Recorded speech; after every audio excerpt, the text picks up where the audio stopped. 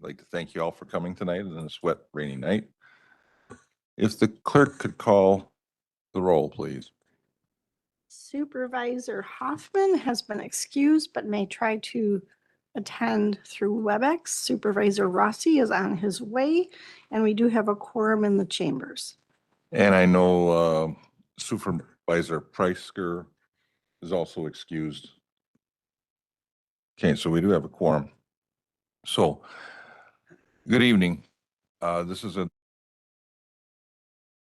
deliberation with the operational budget. We had a discussion last Thursday night on the capital projects. And the county executive asked to make a comment at the beginning. So Ralph, it's your floor.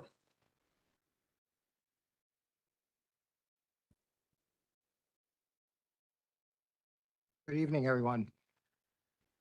Last Thursday, you asked me, Supervisor Horace, about my. Oh. Okay, good evening, everybody. Last Thursday, you asked me the question about how I made my decisions about capital, and I left two important pieces of that out. Okay.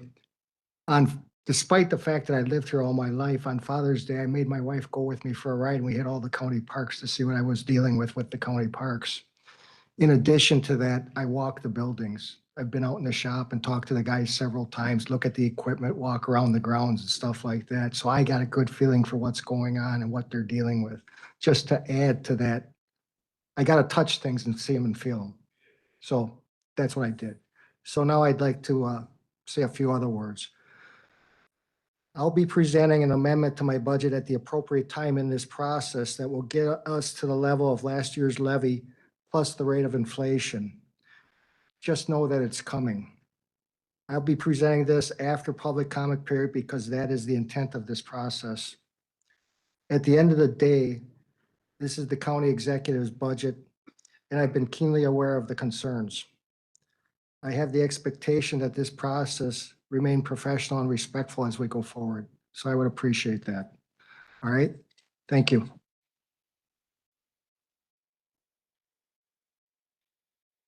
Thank you, County Executive. So the process tonight is to take a look at the operations. The biggest portion of operations is personnel. And the second biggest portion is programs that we have that are funded partially or fully by the county tax levy.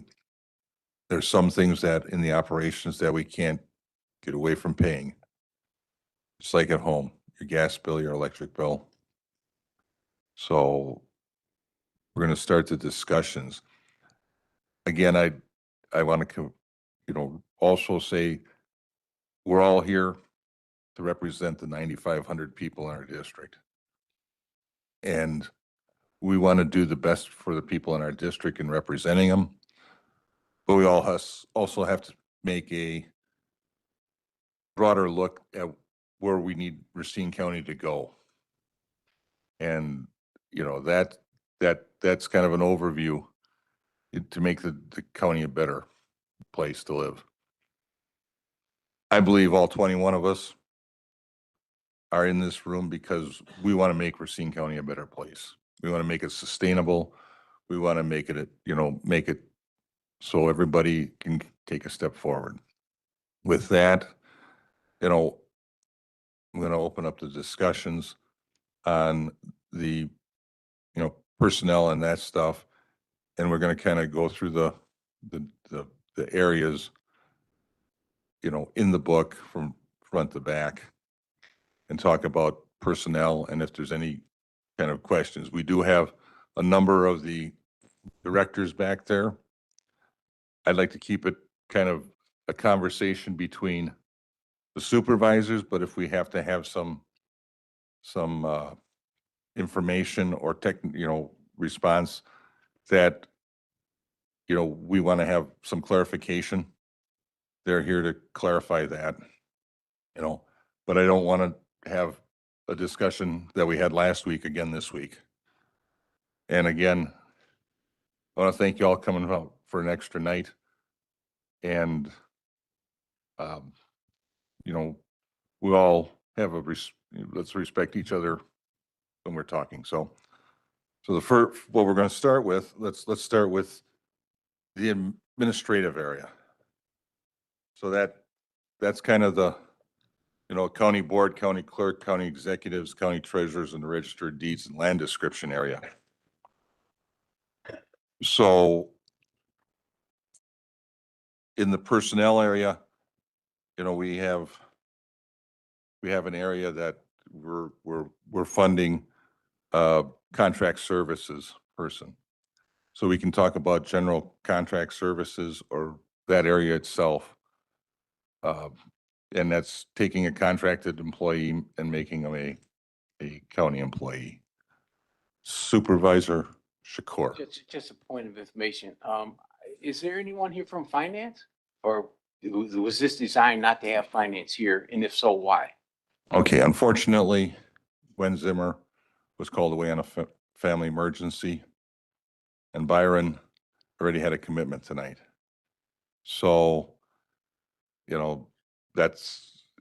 so it's really going to be a conversation for supervisors tonight, but Okay. thanks for the question. Thanks. So should we start talking about converting contract services to paid employees, with regards to the registered deeds office? In my notes, I think that would cost us $22,000. I'll start. It's a counter job. And I think it's a very, very, very cost-effective way of doing it based on how much training that we were told that the person would need. And if they can morph into more than just a counter service, that a contracted employee where they can actually help the service, of that department and carry some of the extra workload, it'll give a better product we'll be presenting a better product to the people who come into the registered deeds office, along with some of the upgrades that the registered deeds is looking for to automate more the request system. Any comments or questions on that? All right, well, Supervisor Cole. Yes, I don't want to be completely naive, but when I go back in the history, we've had 7 people in the register of deeds since 2013. And in the meantime, we keep hearing, I brought this up with corporate counsel. At what point are we going to start seeing the investment in software and technology to where we can start cutting people instead of every department I look at, when I look at the CAFR has more people, and I keep hearing the same repetitive thing. And I'm not trying to be insensitive because we are talking about people's livings. But on the other hand, I've had a lot of emails from people complaining about being double taxed with the levy going up, and they got the sales tax this year. So I guess if there is somebody here that can kind of explain more of, okay, I understand it's a counter person that we want to do more, but where does the technology and where are we adding the position when we have no population growth? Very good question.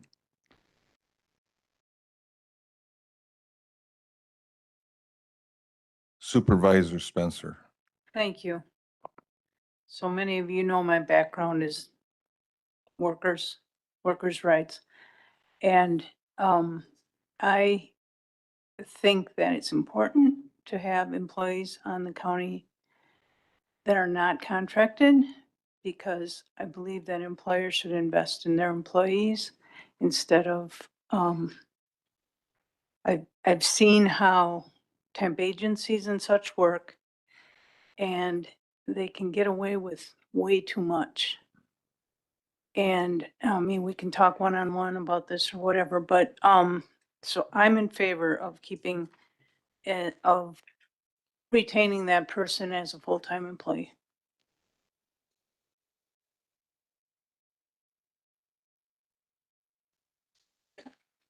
Any other comments? Supervisor Trotter. Thank you, Mr. Chairman. I will acknowledge Supervisor Spencer's comments and agree with them. We have to remember that our county is about people, and our county operates based on the people that are employed here. What, how can we replace a person at the counter with IA? I don't have the answer to that, but IA and computers are not the answer to everything. To assume the fact that this is the answer, let's nickel and dime our employees of the county to replace them with computers and AI. I'm not satisfied with that logic. I'm just making a comment. So we need to maintain our employees and we need to maintain our pay for our employees. Yes, the population hasn't grown, but the responsibilities of everybody in the workforce today have grown.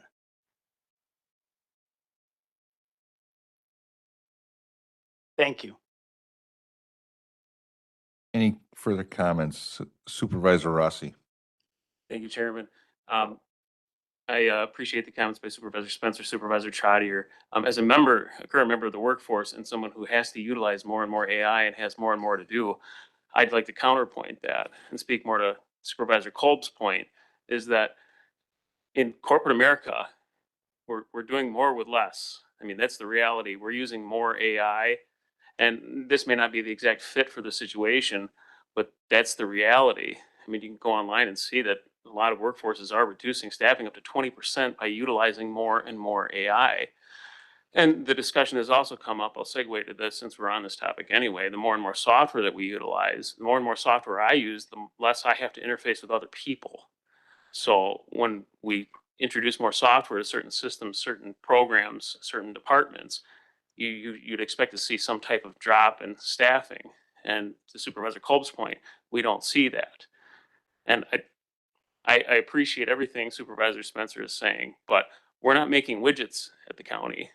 You know, this isn't something where we're everything we're doing is generating, you know, a net 20% on a product. You know, we're offering predominantly services here. So it's not so straightforward as to say, you know, well, comparing this to a company that is offering a take mine like a construction company that's offering, you know, we're putting buildings out, and you know we're investing in our employees. I see the correlation there, but here it's the service is relatively unchanged when you're looking at something like the Register of Deeds. And I don't mean to pick on the Register of Deeds, but it's something that the output is generally the same, at least from our perspective and the residents' perspective. Thank you. Supervisor Spencer. I don't know, we're talking about one position, but we want people to have job security. We want people to be able to own homes. We want people to have reliable jobs for the future, to raise families here, on and on and on. Contracted employees don't have that kind of security. That's. Supervisor Horth. Thank you, Mr. Chairman. I think I would offer by saying philosophically, we all have our own opinion on whether we should be going with contract or going with in-house, let's call it. And it seems to me that we're going to need to move forward in this conversation and this evening because we're talking about one of the smallest departments that exists. And so fundamentally, my thought process is that, and to the county executive and Ralph, your comments earlier that, you know, the desire would potentially be that we're going to see ourselves get to last year's budget plus inflation. Well, that already puts a mark on the wall as to what we need to potentially talk about getting to by the end of this evening so that we can have it ready to go moving forward. And so one person will be X amount of dollars. Two people would be X plus one. And so my mindset is, all right, here we are talking, but in the absence of saying, okay, we need to reduce two people. By the way, that's very arbitrary, please. On the absence of doing that, we'll be talking about our philosophies, if you will, and fundamental beliefs, and we won't come up with the answers that we're trying to get to tonight to offer some guidance to move this plan forward. So I just wanted to share, not only in support of or against, I want to talk about in general about our goal for this evening.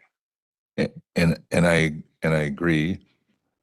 And we need to have the public weigh in on Thursday night because we want to, before we start, you know, adding or subtracting. I mean, because while we each know our district's pretty good, we have to take a look at this as a whole county. And, you know, Supervisor Coleman just walked in, you know. Now, her district and my district and your district versus her district are very two different animals. You know, I mean, it's really, you know, two distinct areas of this county. And we have to take kind of a broader picture and not just worry about our 9,500 people. We got to worry about the other 200,000 people, you know. And while Supervisor Coleman and I, the district are different, we're both in the same boat where we want to make a good Racine County. So if there's no further questions. Supervisor Rossi, but I'll get to you next. Thank you, Chairman. And this may be more of a broader topic, so bear with me on this one. I'll try and be as brief as I can, but since Supervisor Spencer just talked about, you know, fair wages, and I do agree, and I'll make that point right now. I think we need to pay people fair wages here. Remember last year, we didn't make merit raises for a good portion of the county. That's gonna happen a lot sooner again, the more employees we get. It's just a factor of multiplication at this point. More employees times the rate equals a larger value than less employees times a current rate. So by keeping our employment numbers modest, and that is not necessarily a game of, you know, with if it's a contracted employee or not contracted employee, it's overall staffing levels. So I think that's something we need to consider here, as we are just off the heels of not being able to fund merit raises. And to my point at the last meeting, we're struggling with this one right now. I feel like we're right back in the same boat. So we really need to think about total employee ads right now. Thank you. Supervisor Wish, and then I guess Carrie from the Register of Deeds' office would like to make a comment. So go ahead, Supervisor. Thanks. My comment isn't necessarily in direct relation to the deeds, but it's in general. I just need some understanding if the county executive has already made some adjustments, whether they be cuts, capital, personnel, to get to where we need to be with the levy. We don't know what that is. So if we're having a discussion on cutting somebody or not paying somebody or cutting something out of the budget, I mean, don't we need to know what cuts he's already made? Thank you. Thank you. County Executive?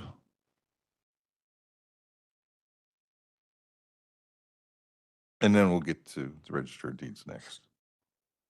You're correct about that, Supervisor Wish. The problem is that we need to take into account the public input first, and I don't want to sway the public input. We need to hear the public input, but I do have a plan. Go ahead. I get that. I understand it, but still not quite understanding what do we need to discuss? I mean, we're going to be making suggestions to the county executive of what needs to be cut where he's already made cuts. That's the point of this. I can say this, I have a plan. That doesn't mean that I won't take into account what you're saying. If you have a different vantage point, I can hear that. But again, for the purpose of public comment and everything else, I can't go into the details. I at this understand point. that. So I get that part of it. The other question I have is, there's no representation here tonight from the sheriff's department, which is what, the second largest budget? Yes, The question there too. that is correct. They were invited.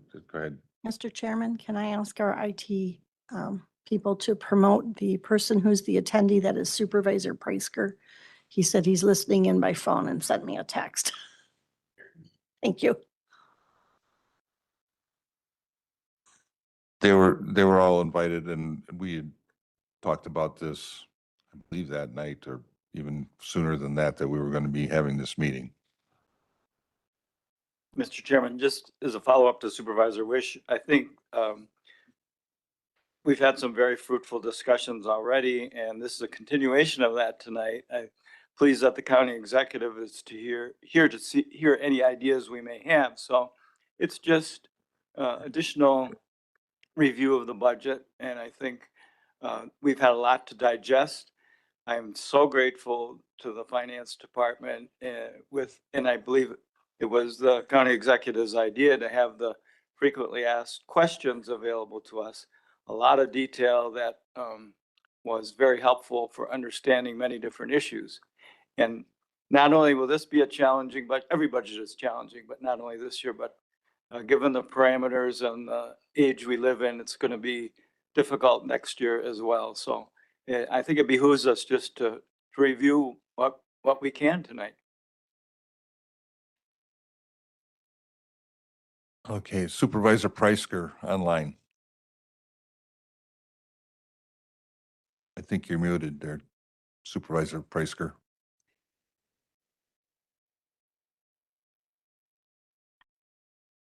Can you hear me now, Mr. Chairman? Yes, go ahead. All right. All right. Thanks, everyone. I've been listening since the beginning of the meeting. I will have to drop off soon, but I did hear a good comment was made about the fact that the county population hasn't grown, and why do we need to add staff? And I think that's a valid measure to look at. I think another thing to consider as we're thinking about staffing levels is, I guess, the workload or caseload.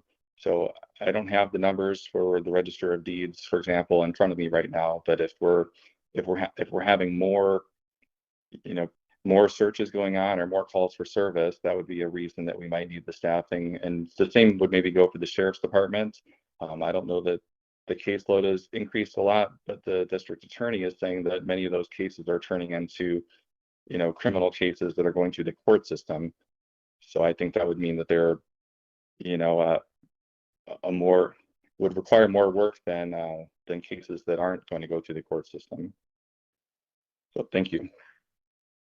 Thank you. Registered Deeds.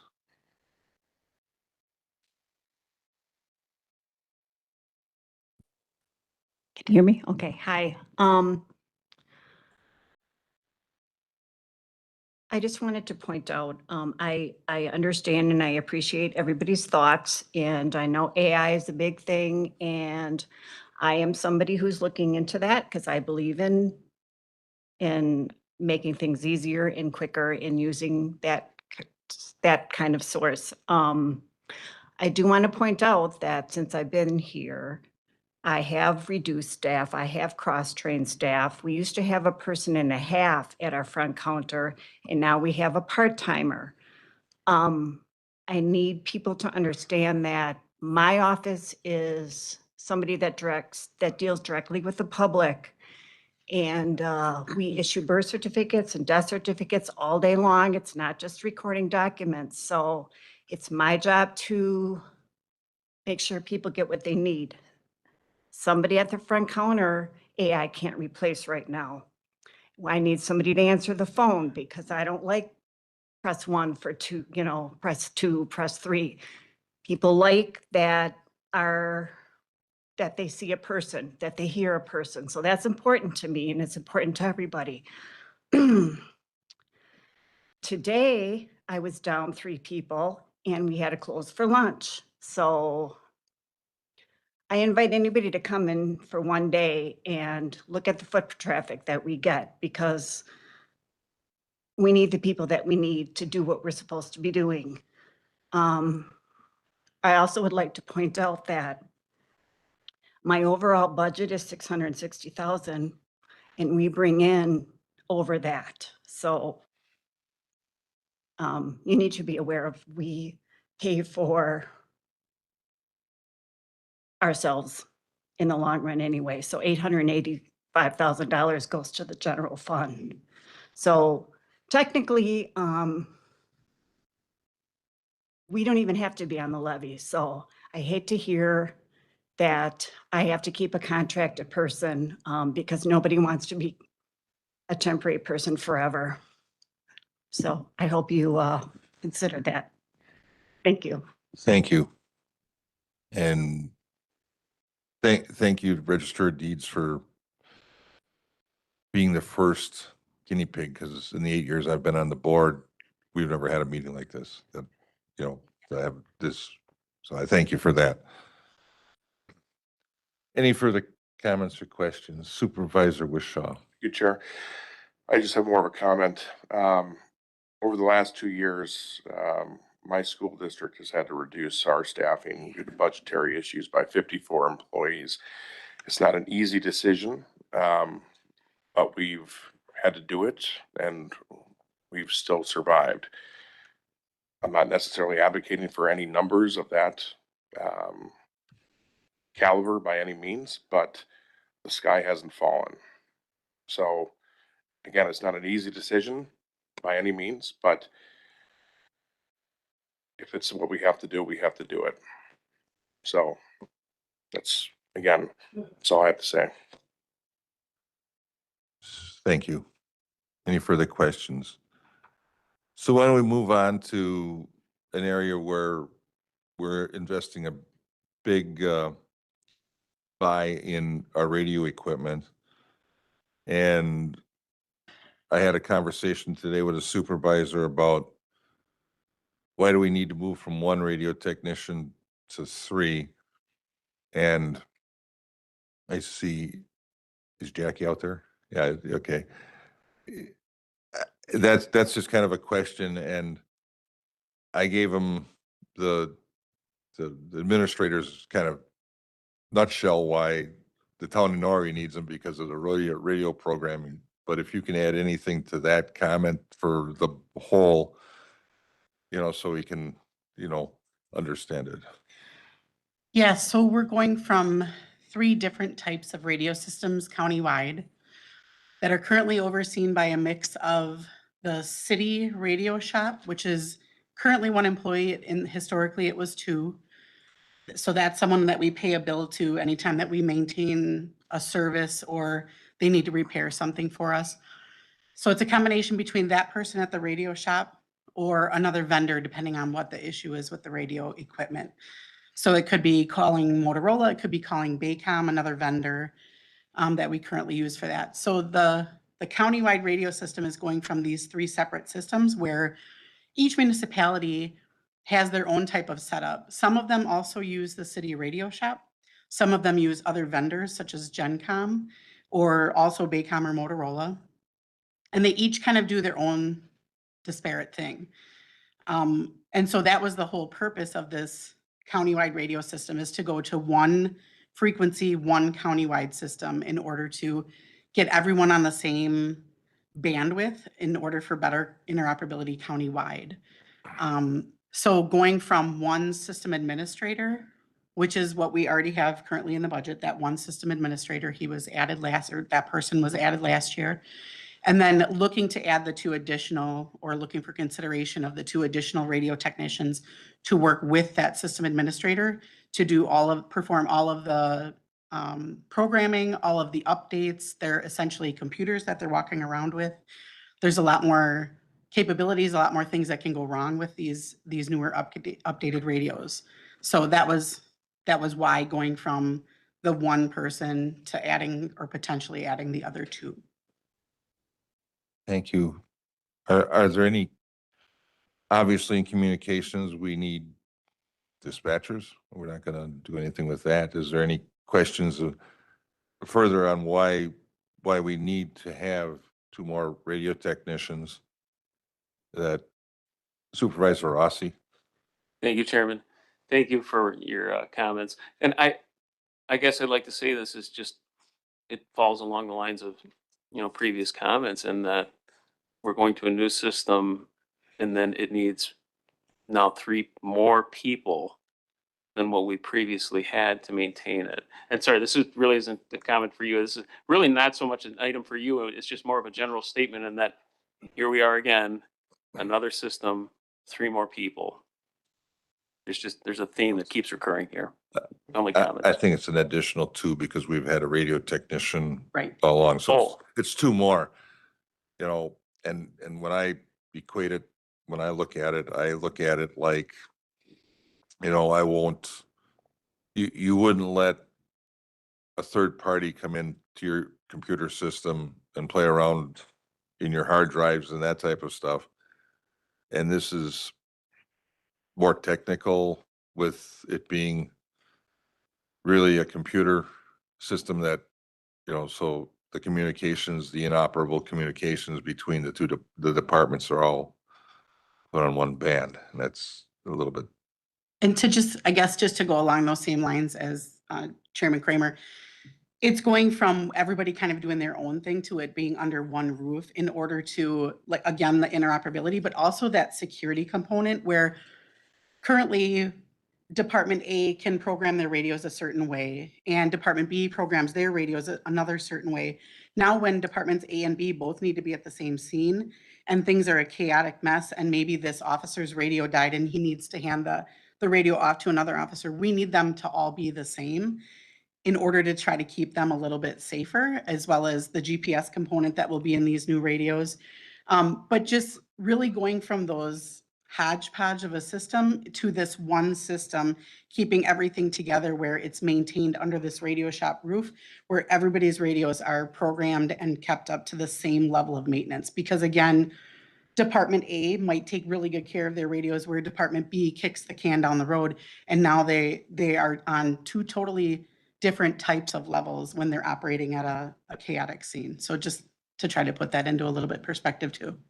and if I could add somewhere in the future, and, the people who are listening probably from the municipalities won't like this, but, just as, Public Works charges the town of Norway to paint the roads, IT is going to charge the local municipalities for the help that we get from them.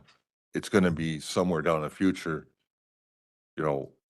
after we get them all in service, there'll be some type of, you know, cost for the municipalities to do this versus doing it on their own, whichever way they chose to do it in the past. So, I know it's kind of a overlapping period right now because we haven't even got to the point where we're using these radios.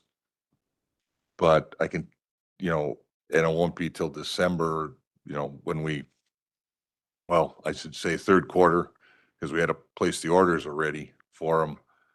And so there'll be some cost in the future charged back to the local municipalities for service. Any other questions, Supervisor Rossi? Oh, for now, thank you. Supervisor Horth. Thank you.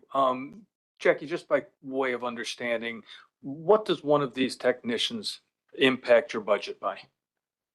I don't have the book in front of me, but the radio system administrator, probably 100,000 with fringes. And then the technicians, probably right around that same-ish ballpark, but slightly Just the lower. ballpark. Yeah. Okay, so each one would be roughly $100,000. Just again, getting. Roughly. Okay, Mhm. thank you. Supervisor Wish. Yeah, I'm sorry because I'm a little bit hamstrung here on my comments because I've been without emails for almost a week now because I was locked out. But I was expecting some response from the finance department regarding the total wages and how it affected the budget as a whole. And the ARPA funds that were used to give wage increases that we all approved. I don't have that information. But I know in all situations, a lot of the pay raises went up or people got pay raises. Which are, you start adding people on top of that and that multiplies the problem plus the benefit packages. Winds up costing us quite a bit more. The ARPA funds were a one-time use and I brought it up to the county executive at the time and I was not in agreement using those for that purpose because it was a one-time shot, not to be repeated. Concern that I have, and I've voiced it before, is going down the road too, beyond this budget, as Supervisor Miller mentioned.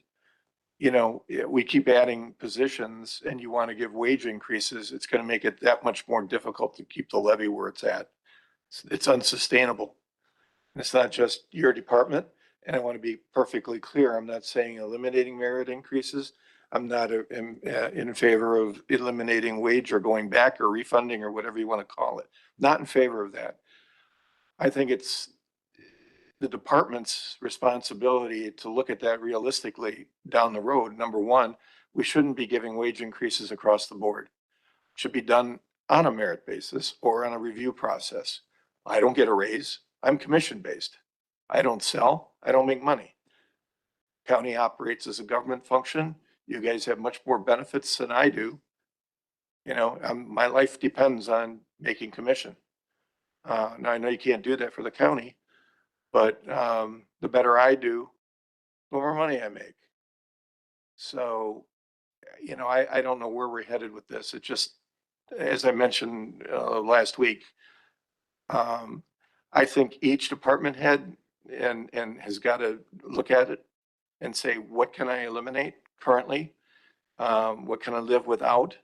And take it to the county executive and let him make the tough decision on whether he needs to add a position or not add the position. And then you also need to look at the personnel aspect of it and who gets a raise and who doesn't get a raise. Shouldn't be a blanket thing. Not everybody gets 3% or 4% or whatever it is. Those people that perform need to be rewarded. Those that don't should not be rewarded.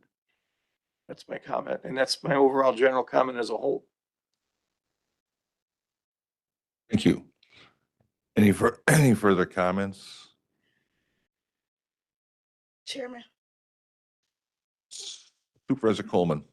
well, the fact that merit increases didn't even happen last year, let's start there. And then 3%, decent, could be better. But at the end of the day, these are people that go to work every day. Um, some are doing multiple jobs and they need to be paid. The problem with Racine and Kenosha and the problem why everybody go and work everywhere else is because Racine and Kenosha don't want to pay. If we are not playing even in the median of meeting where other people are with pay, they leave. You guys have been on the board way longer than me, but I can speak personally because I don't work in Racine or Kenosha. I go to Milwaukee to work to make my money because of the wages not being right. We have to start doing right by our people if we want to keep them. So some way, somehow, we're gonna have to figure it out with this budget to pay our people more so we can keep them. And as far as AI goes, guess what? AI is a system that could glitch. Ain't nothing like having a human body in a building because a computer can fail at any given time. Make it make sense to me. Should be an argument. We need to pay our people. We don't got a problem with the increases. We in inflation right now. We got a problem. Houston, we have a problem.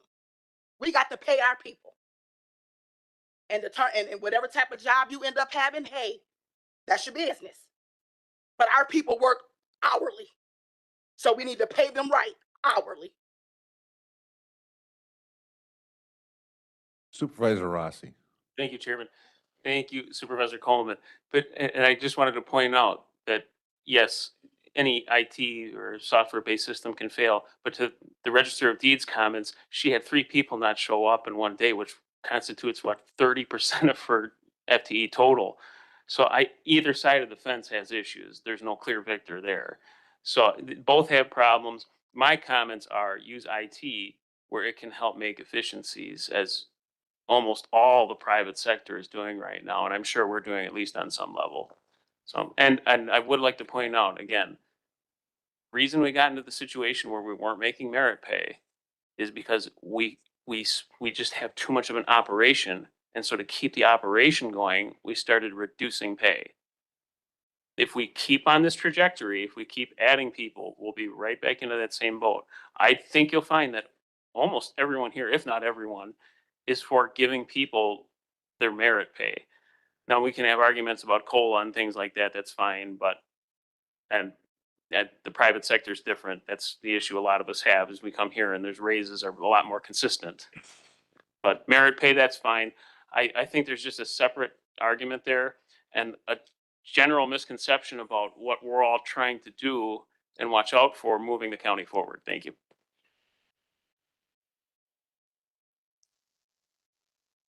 Any further questions? Supervisor Kelly. Thank you. Just trying to get caught up on all the FAQs that were put out there. I appreciate all the information.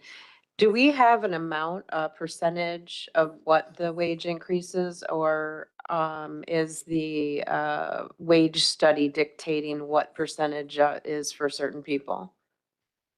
Director Street, or you want to address that? Thank you. Hi, good evening. So what's in the budget has nothing to do with the salary study. What you're seeing with increases in the general wages line is that we're budgeting the performance merit-based increases for this year, so that's what's included. So do we have a set amount, a percentage? So We're estimating 2%. 2%. Is that plus COLA, plus a step? Is the wage study in 26? Was it in 25? The wage study has not been rolled out at all yet. Okay, so that's 26. And is that the wage study coming out of the contingency fund? Correct. I have my thoughts on the contingency fund. That should never, ever be used for anything other than stocking it away for a rainy day, but that's more for finance. And what are your expectations with the wage study? I'm not sure. I think that I will be speaking with the chairman, vice chair, and the county executive to come up with a plan of how that will be rolled out. Okay, and was this passed already? The salary study to have it completed, yes, it was. Okay, because I remember you, when I was serving on the committee, we had to move people from, I believe, situate between non-exempt and exempt. And I know there was a differential that we had to pay to straighten that out. Am I remembering that correctly? You are. There were approximately, and I think it is in the FAQ document, but it's approximately 35 positions, 35, 37. And the total cost for all of those positions was like $46,000 or $47,000. Okay, and when is the last time that the county has done a wage study? To my knowledge, we haven't had a formal independent wage study until the one that's currently underway. And the wage study itself, without any raises, cost $250,000? We budgeted 200,000 and we've paid about 100,000 so far.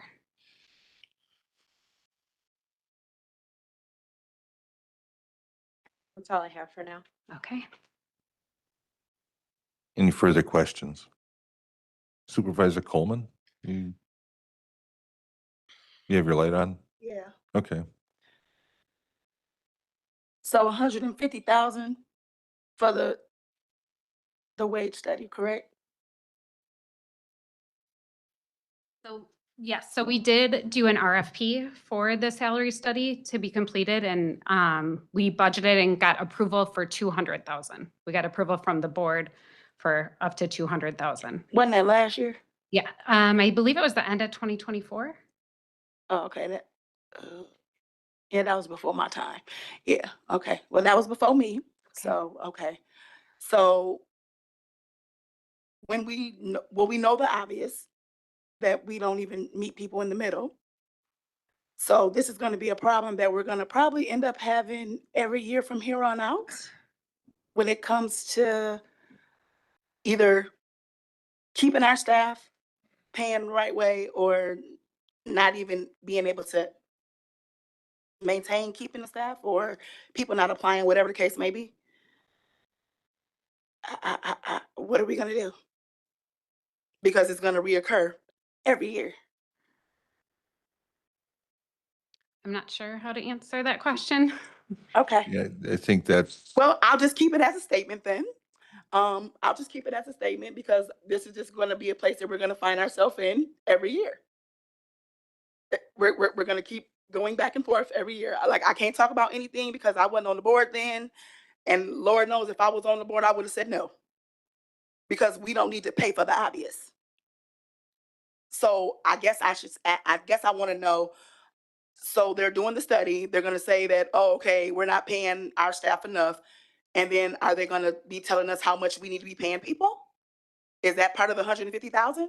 So yes, they would compare. So I think we have between 400 and 500 individual positions. So they compare them to, of over 20 other comparable employers, and they figure out what the market rate is and where we align. And yes, that's the goal. Well, it's going to be quite interesting to see where we go year after year after having this study. And hopefully we just get there. I'll just leave it there. and Thank you. so Director Street, refresh my memory.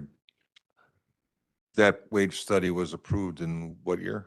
I believe it was the end of 2024. I think it was the very Last end of year, okay, 2024. that's what I thought so too. So it was at the end of, well, not at this time, but 8 months ago. Yeah, I believe it was approved at the end of 2024. We didn't get started though until later into this year. Yeah. Understandable, it takes a little bit. Supervisor Wish. Just some history for those of you that won't hear. I asked for that wage study years ago. And it could never been budgeted for. I had always brought up, whether it was at this meeting, not this meeting, but at the budget time or whatever. Obviously, if you're not aware, most of you are, I'm from the private sector. You can't operate that way. And I was trying to push previous administration to get something done that would be comparable to what everyone else is making. That was, I don't know, maybe Bob remembers, but it was at least 8 years ago, maybe longer, that this subject came up and it just got shut down. Okay. Thank you. Supervisor Kelly. Thank you. I just, Supervisor Coleman had brought up a good point, and I just wanted to clarify something. So just going to speak from personal experience. I am not a fan of wage studies at all. I see a lot of surrounding municipalities that do them every single year. Well, let's just use the city for example. I mean, we pay for a Detman wage study. I don't know, what did that cost? Like $300,000? All for them to tell you how much the employees are going to be making. So to her point, that happened at my own municipality. I budgeted a certain amount that I was, told was in the parameters. The wage study came back late. Budget was already passed. Now, we're over our skis because now the wage study predicted that this person gets 8 and this person gets 10 and this person gets 4. So now we didn't budget amendment. Now we're doing budget amendments. And so it's a really slippery slope. I am not a fan of wage studies. I'm just going to say that. So that's that. And I'm in a similar situation. We don't pay for wage studies, because I'm a smaller operation in villages and cities, but I call like municipalities and get 4 or 5, and it seems to work for us. But then again, I've got a smaller staff and easier stuff, and we can't do it obviously at the county level or even the village level, so. Are there any further questions on Supervisor Rossi? Thank you, Chairman.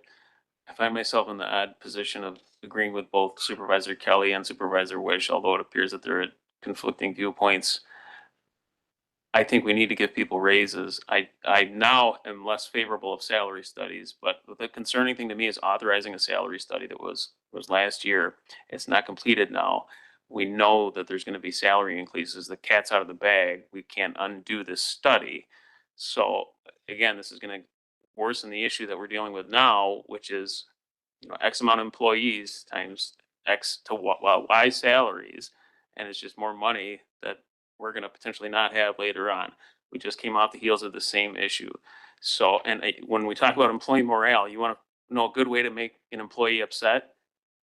Tell them that there's a pending wage increase and then introduce the possibility that they might not get the results of it. That's chaos. So we're stuck with whatever the results of this are gonna be. And it's going to be another increase. So this year you're saying 2%, expect more next year. It's that simple. Thank you. Any further comments, questions? All right, so let's move on down to child support. That's another, funding issue. Again, now with child support, 66% is reimbursed on that, on the costs. And, we're refunding one child support specialist, and it looks like we're, adding one contracted, and that would be a contracted position, according to the book here. Is there anybody have a comment on child support, seeing that, that is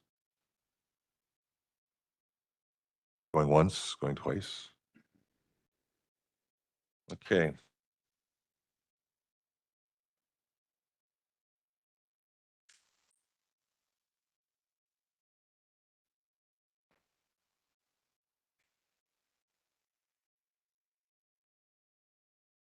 So the next is facilities management. And there it looks like we're adding one county position, but it is, but we're continuing to unfund the maintenance engineer. Am I correct on that? That's what it says here, I look at the budgeted positions and it's 16.25.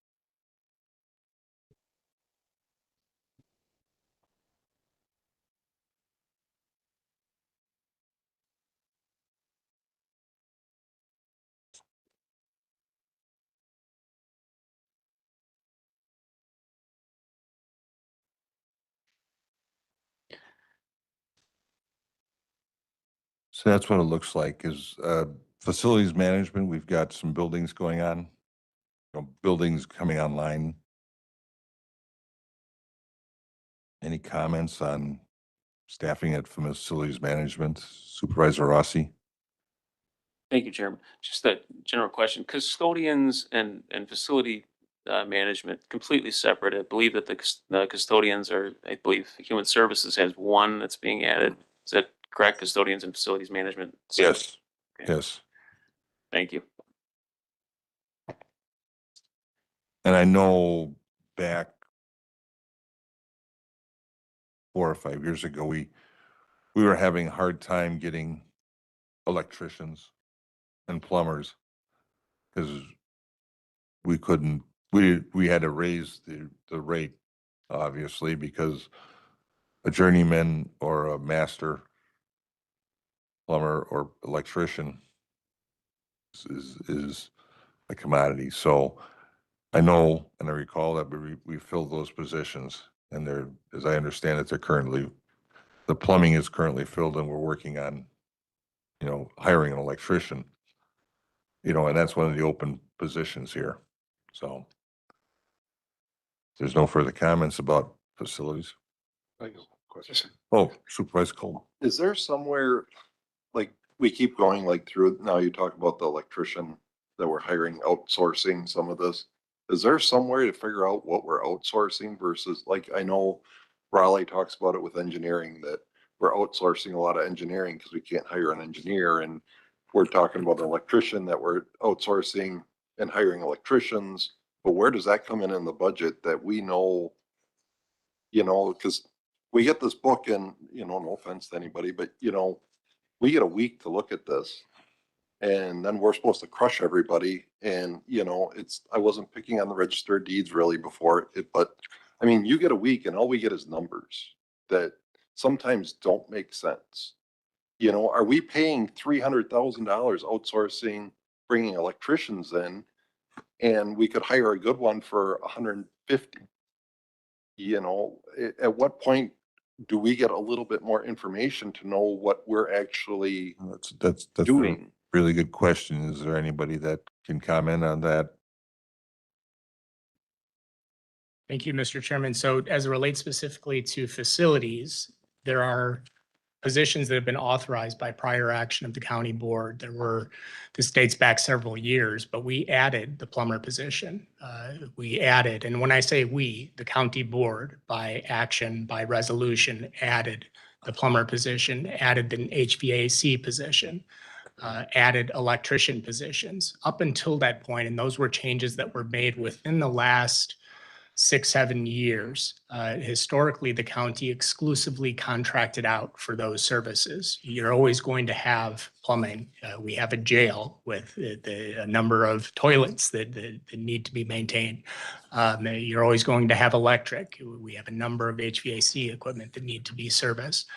We do contract out some pieces of that, but we brought those positions in. We recommended that they be authorized, and it resulted in significant savings for the county by having those positions on staff.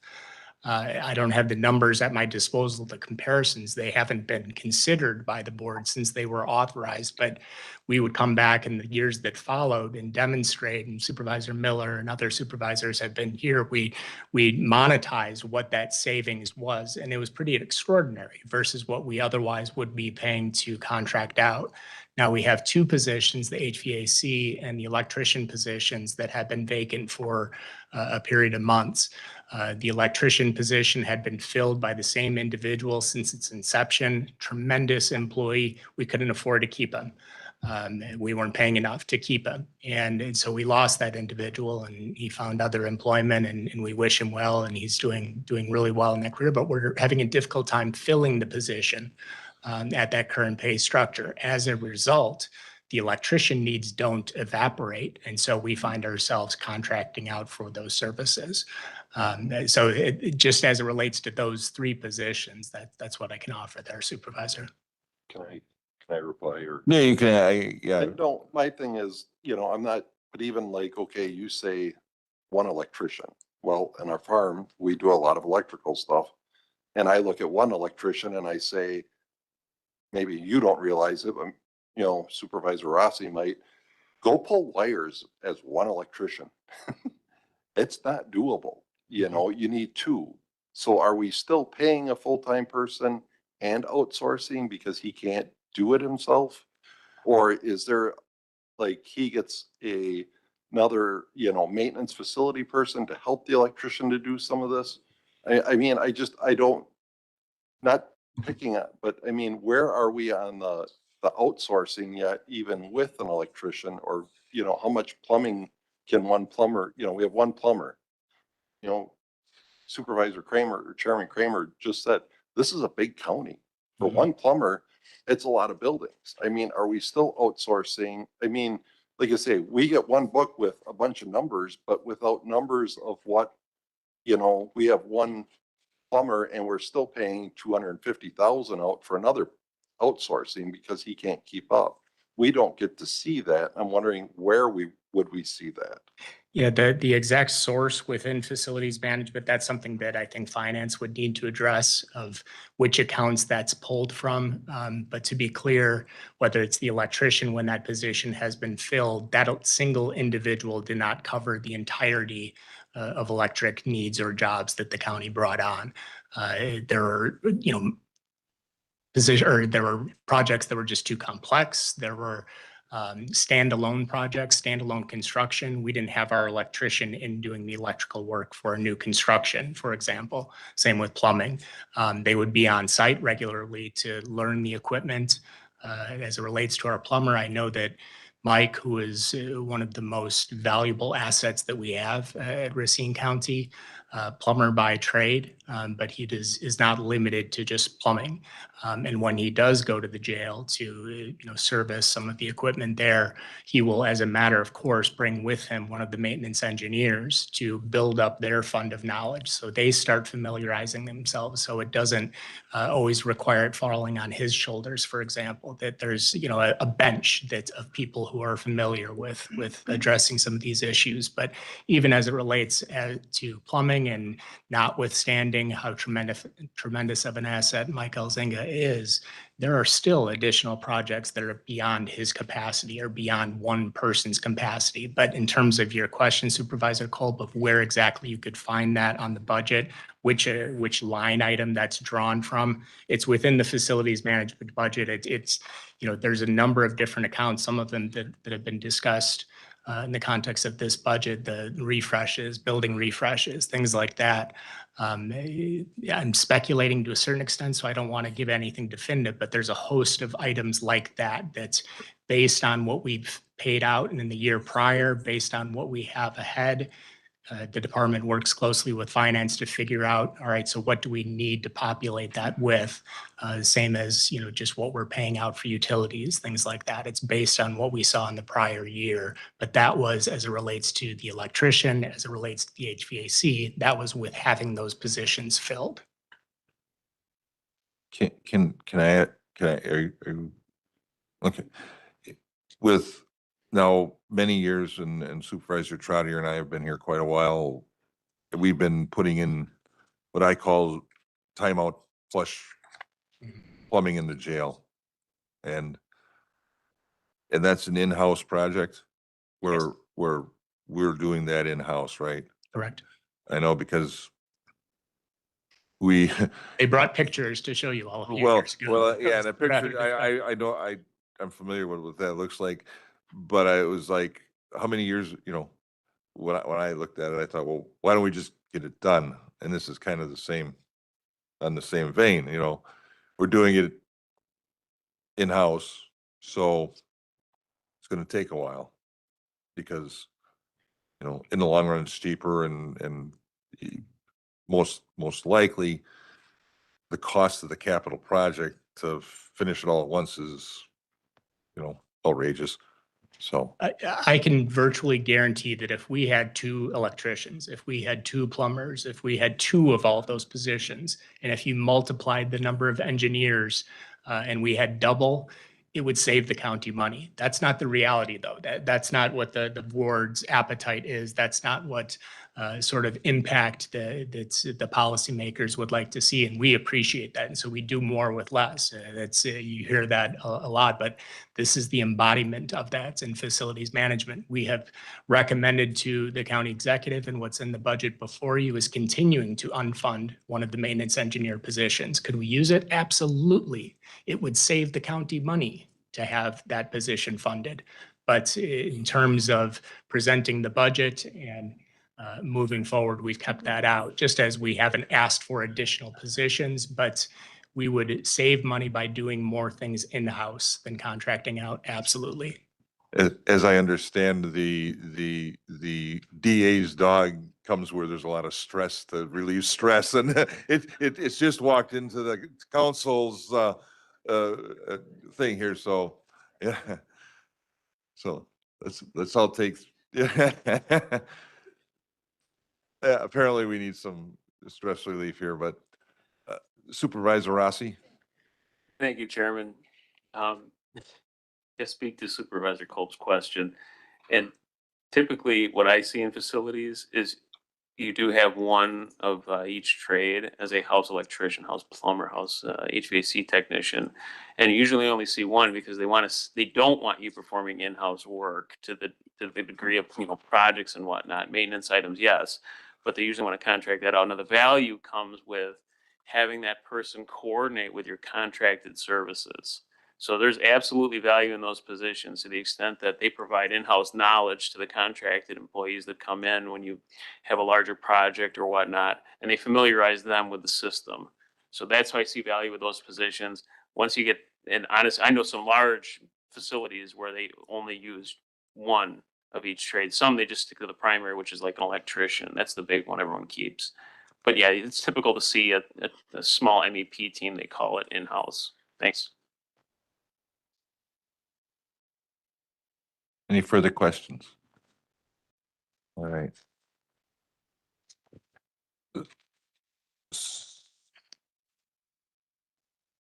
So the next is,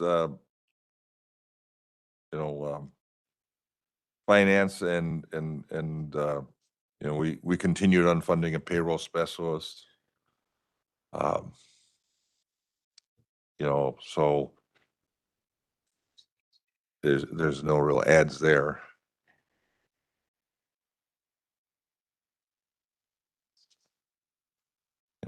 Printing is done in-house. Again, that's the same contract specialist, contracted services with the two people that work down there. I think the same two people have been working there.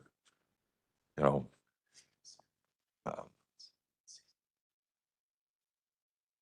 then, the next one is Human Resources Department.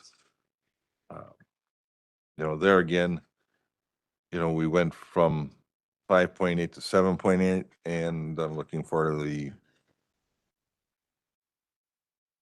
and that basically, it looks like a communication manager got moved from under the county executive over to county executive over to human resources. And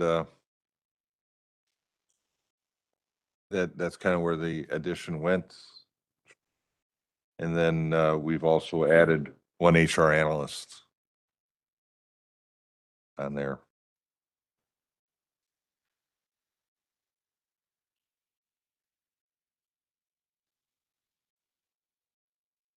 So are there any questions about human resources, any of that kind of stuff? All right, so next is, Supervisor Rossi, go ahead. Thank you, Chairman. Sorry, when you went over finance, you said that there was no net ads? Yeah, and I'm looking to see what we've got here with finance. It was one. It's one? Okay. Do you see where it is added, though? List. Go ahead. I can answer the question about finance. So that ad was a position that manages contracts, and it was housed in HSD's budget, and it was moved into finance. And I think this was discussed in another meeting. What was the reason again? I believe that, I can you answer know, that. okay. Yeah, sure. So we, in Ralph's first coming on as county executive, wanted to talk about consolidating services and having centralized purchasing. He went through all the various contracts. He printed them out, a large stack of this, and the vast majority are coming from human services. And so in order for the central, finance to be able to have a feel for what we're doing in human services and having that all under one roof, it just made a lot of sense to transfer it over. We still pay for the position. Thank you. Chair. Supervisor Wishaw. Big Chair. You said there was an additional ad for an HR analyst position. Is that what you just said? I believe so, if Supervisor. All right, thank you. What was the, just refresh my memory, what was the justification again for the ad of that position? So the HR analyst, I took to finance. I don't have the date it was approved, but I do have when I took it to the finance committee. It was November 28th of 2023. And it was largely because we have made so many benefit changes in the last few years, and those changes have made employees have more questions regarding their benefits, and we have more vendors, and the workload has actually increased due to those changes. So that was, but it was approved when after it was taken in 2023. Do you still have those significant amount of questions to? Yes, our workload has not decreased at all. And I don't, for those of you that work in the private sector, I'm assuming you see some of the same things with your employees. There just requires more human interaction. They do have more questions in general and want to talk to someone. We've also experienced more complaints, more investigations, just more involvement with the departments we work with. Are there any programs out there that make things more accessible, more easier for employees to interact with programs as opposed to an actual person? We haven't explored, would you be talking about like AI? Is that what you're looking at? Not necessarily AI, but just, I mean, things that might be able to maybe just streamline the HR process more efficiently as opposed to adding an Yeah, employee. we have streamlined a lot of our processes, and we've gone completely paperless. And the whole open enrollment process was paper when I started in the position, and we've completely streamlined that and made it electronic. Yeah, we still do have the workload though. And we're trying we improved our website to hopefully drive employees to go seek out some information themselves by making that really user-friendly. Just keep increasing and changing the way that we communicate with employees. I know it's not a popular thing to ask, and obviously not to compare us to other neighboring counties around us, but what is your staff composition compared to neighboring counties around us or counties of our size? I don't have that information with me. What I can say is that nationally, there's 1.4 HR staff per 100 employees. So that would be all sectors. That wouldn't just be government. That would be for all sectors. That's the national average. Okay. I guess final question. You take a look at trends in human resources, whether it's public or private sector. Are you seeing HR departments more or less adding additional HR employees, or are you seeing more of a trend going away from adding employees and going more to interactive, programs such as like AI? So from the conferences that I go to, that hasn't been discussed. We are discussing though, just the increased workload. I mean, due to employees being more, litigious is one word, more, there just are a lot more complaints that adds to more, and they have higher expectations that they did in the past. Higher expectations that their employer is gonna offer them good benefits, provide a really good work culture, give them a voice. So those are the things that I've heard at conferences, just the increased workload and the complexity of the work doesn't seem to be changing. It seems to be getting more complex. Okay, I guess that's the last question I have. Thank you.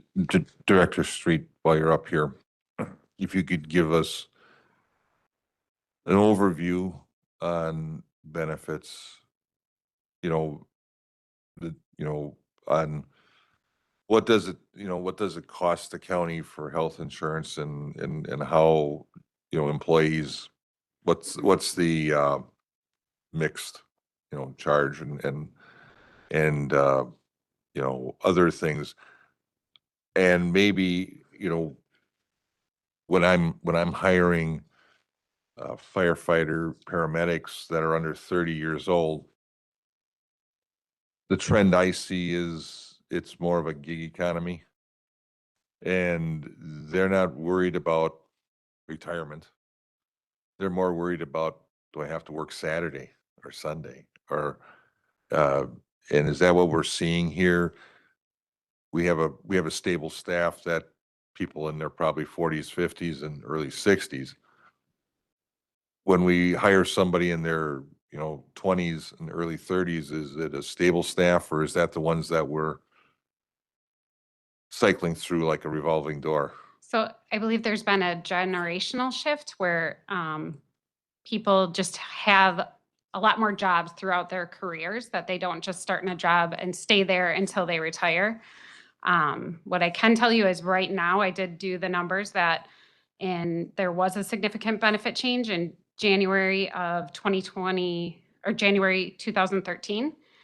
And we have currently, besides deputies in command, we have 130 staff that were hired before that date. So it tells you we have a very young staff. And then as far as the benefits, can you ask that you were wondering? Well, I'm just, I mean, and it's more of a curiosity or maybe a reference point is, you know, we're talking operations and part of its benefits and actually, you know, there's not a lot that we can do this year because open enrollment and it's all been set kind of thing. But do we increase the employees portion or, you know, So both active employees and retirees saw a 4% increase in their premiums for 2026, or they will see. Yep. That was factored in. Are you wanting premium costs or? Not, I mean, I don't need, I mean, yeah, if you've got it off the Yeah. top of your head, which you probably do. Sure, yes. So for, I have in front of me the 2025 rates. Okay. So I don't have the increase, so you could just add 4% to these amounts but currently a single individual pays about $90 a month. And for more than one person or the family plan, it's $285 a month for the premiums. Okay. We do also have added the high deductible plan. What we were told is it takes about 3 years to really build employees to want to participate in that plan. So I think we're currently at roughly 55 employees that are in the high deductible plan. Then they have an HSA? Yes, Okay. and we contribute to the HSA. Okay. We contribute 500 for a single and 1,000 for those on a family. Okay.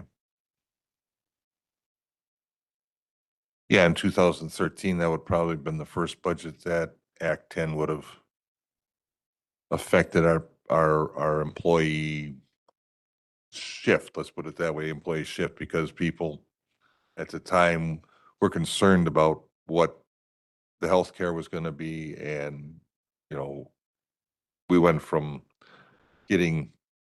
having a 6%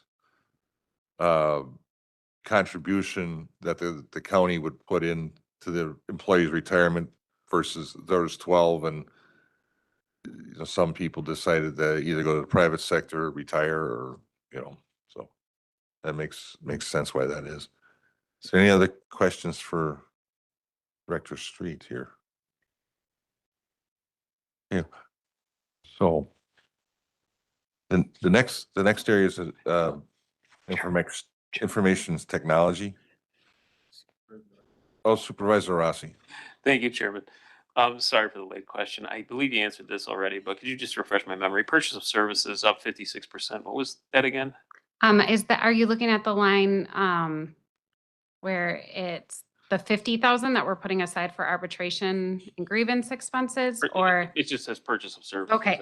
It's not the back of the book breakdown. It's just. Okay, well, we had 2 areas besides that account that we were setting up that we have seen increases. So that's medical services. So that's for all of our pre-employment physicals that are completed. So a good number of positions require a physical screening before somebody is passed or approved to start their employment. And then we also do random drug screening. So those costs have increased just with medical inflation.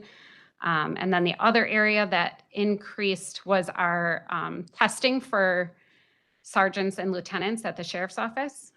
That's right. Thank you. Any further questions? Comments? Okay. Thank you. Thanks. So the next area is information technologies, and there's a lot of shifting of staff there. So Robert, why don't you start us off and give us an overview of the unfunded positions and networking and, you know, retitling and everything that you've got just on your personnel. And then I know there's a burning question that I believe is on the FAQs about the telephone refresh, if we could. Absolutely. Yeah, David. No, and if you take a look at the positions on page 159, it says 14.3 for 2025. That number in actuality, if you take the funded positions, is actually 11.3. So we did not have the 2 project managers, those were unfunded, and then the service desk lead was unfunded. So if you take that 14.3, subtracted 3, we were actually 11.3. In fact, you actually have to kind of round up to get regular number of employees because some of the positions are partially funded through the insurance program. So for 2026, we are proposing to refund the service desk lead.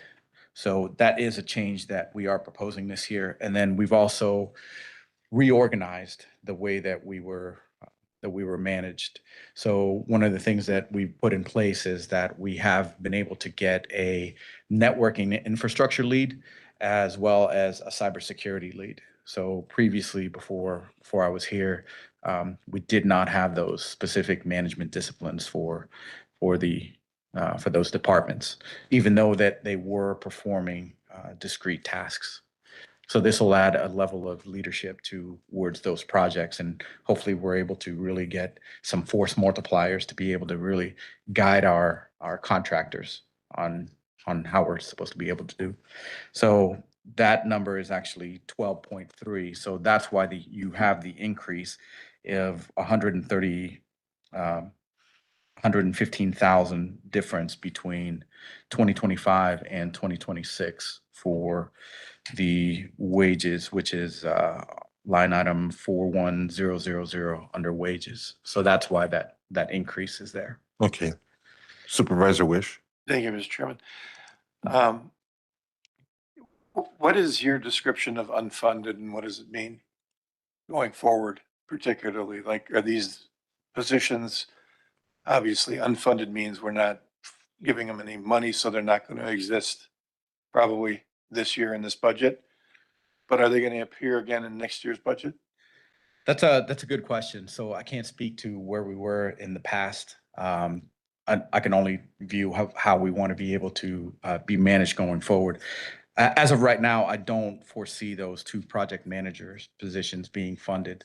Once again, I'm used to having leadership be those project managers and being able to have the understanding of their processes to be able to kind of manage our contractors, to be that force multiplier. I just wanted to add for any of the unfunded positions, if they were to be refunded in the future, that would have to be approved by the county board. I probably get that, but why do we even have them in the budget if they're unfunded? Why do we show that number in there? That was a decision that was made a couple years ago when we started unfunding positions. And who made that decision? I believe it was the county executive at that time, and I'm not sure. I mean, I think that the thought was that departments wanted to show what they were giving up. Yeah, I can answer that. Just because I had several unfunded positions, in general, it was trying to demonstrate there was still a need, but we're taking a temporary pause on that so that we didn't have to go back and say, we're creating a brand new position. I do think it's created a lot of confusion, and moving forward, my recommendation for any of my positions that I can't fund would be to remove and come back and do a full clean slate with it. I agree 100% on that. We should take that out. Thank you. Mr. Chairman, just Yes, to Mr. follow up. Supervisor Miller. Chairman Trotter and I have discussed this, and we're going to be offering an amendment to remove that designation from the budget. Supervisor Kolb? Can I just maybe suggest on any department, if you've given up people in the past, if you could give like I keep going back through the CAFR, if you've given up a position and you can show like 2-3 years ago, if you can kind of give your history, that kind of helps us when we're going through the books of realizing when that person was. And, because like I say, I get really frustrated of looking at this book and trying to tell you guys, I'm new. I mean, to tell you guys where I think I should cut, it's very difficult, but yet I'm the one getting the emails and the phone calls from the taxpayers going, how do you double tax us with a tax levy and increase and a sales tax? So it's hard to explain to them, all of this, and I can only come up with numbers. But if you do unfunded and you could put something in that shows you lost the position, would help us down the road. And just a comment that, that was the same conversation we had last week with the sheriff. Can you cut $300,000? Because again, it's the same thing. We get it a week and you've been working at it for months. Now I have had conversations with directors and they've come to me and said, if we need to, this is where we could do it, Unfortunately, that wasn't the same response we got from the sheriff. So, what it is what it is. Supervisor Miller. Just a historical point. The budget book used to have many footnotes giving a history of staff changes. And I think in the effort to streamline and make the document less cumbersome, that was taken out. But in retrospect, I think it might be good to have that history, as Supervisor Kolb indicates, and then people could see the trends over a number of years.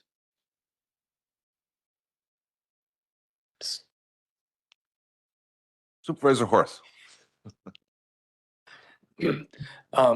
First of all, Supervisor Miller, thank you for making that comment. I know that was one of my FAQs, was that there could have been far more detail in the highlights. I mean, some major swings, and there were two simple line items in some of them. So, but I did have a question. Sorry, lost some of the audience. Have a seat and be comfortable. Just out of curiosity, in the budget, just again, roughly, how many unfunded positions are there currently in this plan for next year? And again, I'm not asking for specifics, just roughly a number. Roughly 15. So there's 15 that are currently sitting in this budget Yeah. for next year. Now I'm doubting myself now. 15 to 20. That's fine. Yes. That's fine. Yep. Fair enough. Thank you. And that doesn't mean they were unfunded during this budget. They were maybe unfunded last budget. Yeah. Does that make sense? Yeah, well, okay, again, what I'm looking for is in the 2026 budget, because what we just heard in the IT area was that there were 3 positions that are not funded, but they're in here. So, but that happened not this year. They were unfunded last year. That's correct. They were unfunded for 2025. Right, but they're not in, they're So not they're funded. remaining unfunded Correct. They But became- they're sitting in here though. as unfunded. And the funding isn't, there's no funding tied to them. So there's no numbers attached to them? as Like far as- wages, correct. No wages are attached to the unfunded positions. So then with the $150,000 increase in payroll that you were referring to, for the exact same number of FTEs, So there was a request in here for a position, for one position. Service desk lead. Oh yeah, the service desk lead, that's a request. Actually, that's, No, one higher, right there. oh, sorry. Okay. so this represents a change of one additional person. One additional person and the 2% merit increase. Fair enough. Okay, I'm good, thank you. Any further questions? Supervisor Cole. Actually, on IT, we'll try it. What line would I have to cut to get rid of the quarterly cybersecurity training we got?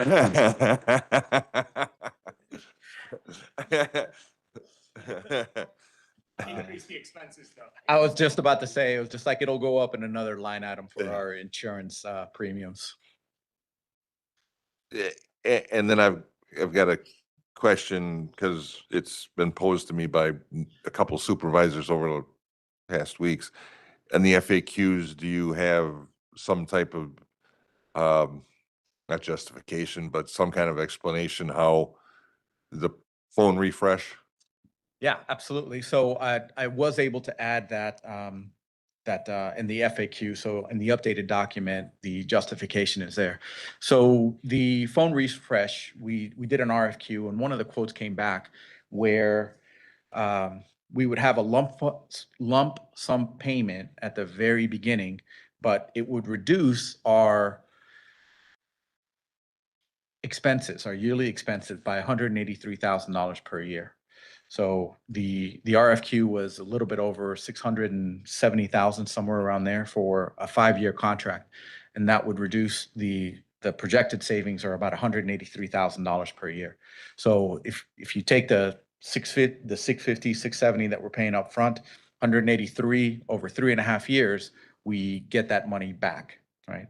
And then so the final half year to last year would be savings that we would get for the county. So that's what we expected for that project. So the 183, not to get in too much detail, but how are we saving that money with the phone refresh?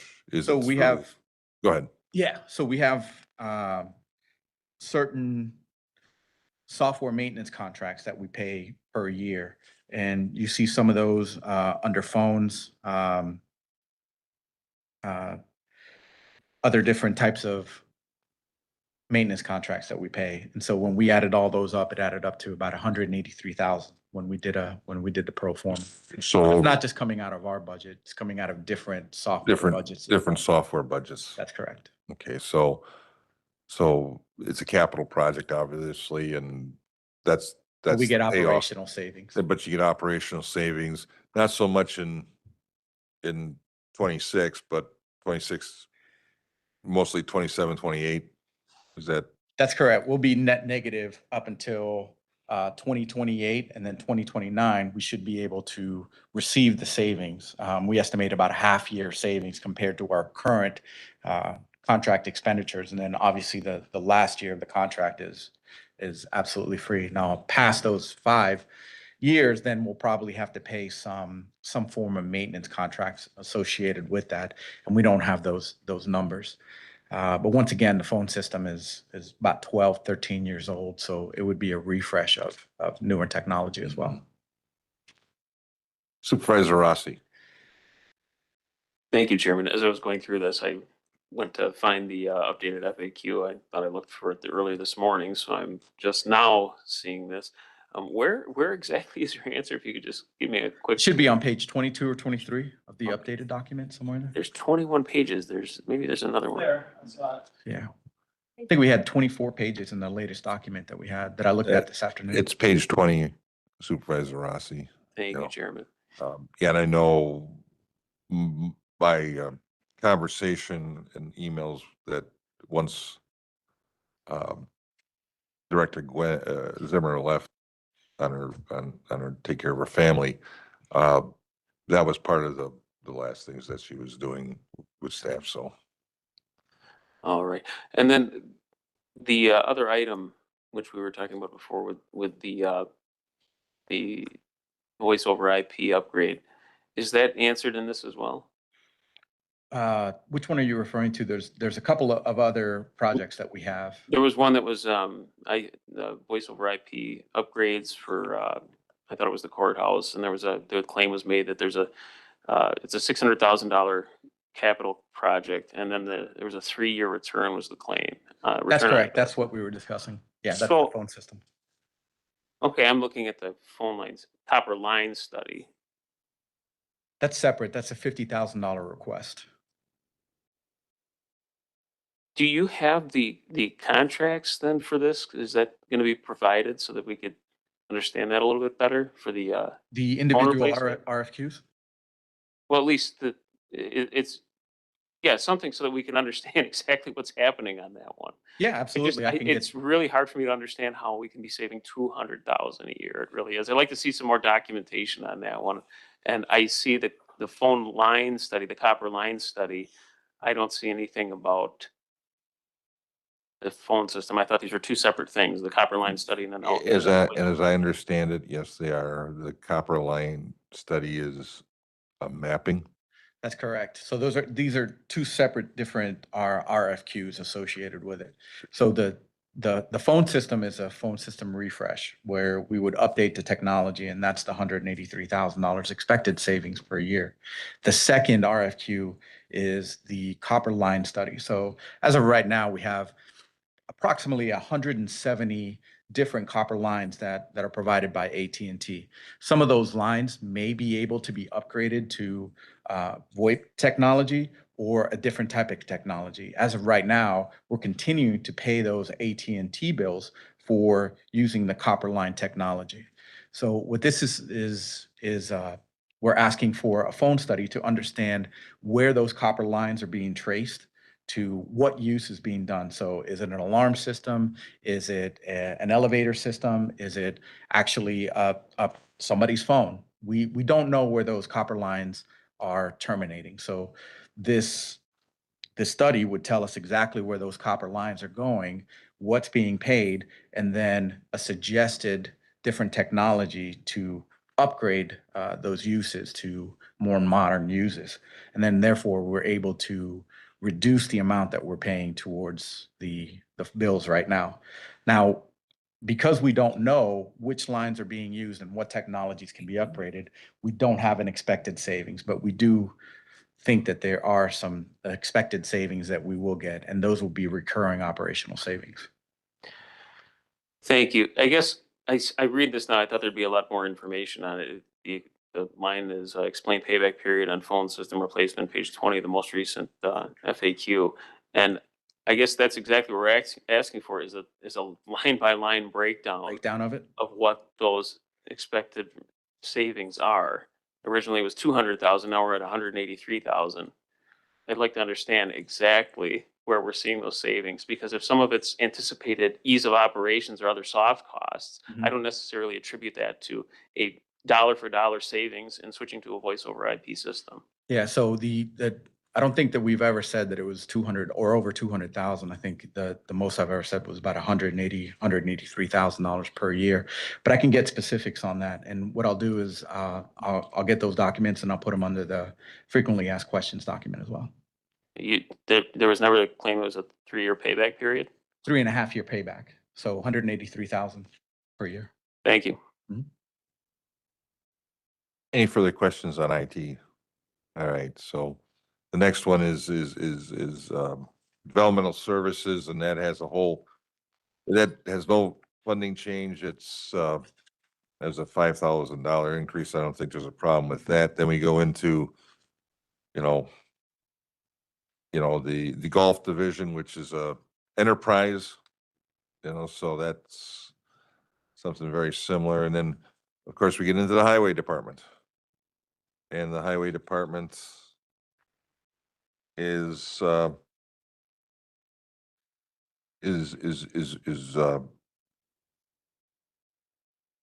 the highway and public works department is asking for 3 additional employees for their highway crews. And I've talked with Supervisor Bean, or excuse me, Director Bean, and one of my concerns is to have staffing adequate so we can get a full crew out to plow the 4-hour routes, and also have enough crew back in there to get the state funds back coming into our into our coffers, and not having to allow Kenosha County to come up because we don't have enough staff, or we've been paving too much. Is there any questions or comments about Public Works? Supervisor Rossi. Thank you, Chairman. This is one of the departments I'm actually looking to increase employees, because we saw last year we had an issue on the highway where there's a pile up. I don't know what the proper term for the exact accident was, but it is my understanding there's a differentiation between highway maintenance workers and plow operators. Director Beam, I'm still getting comfortable with now what is your correct name. Could you explain?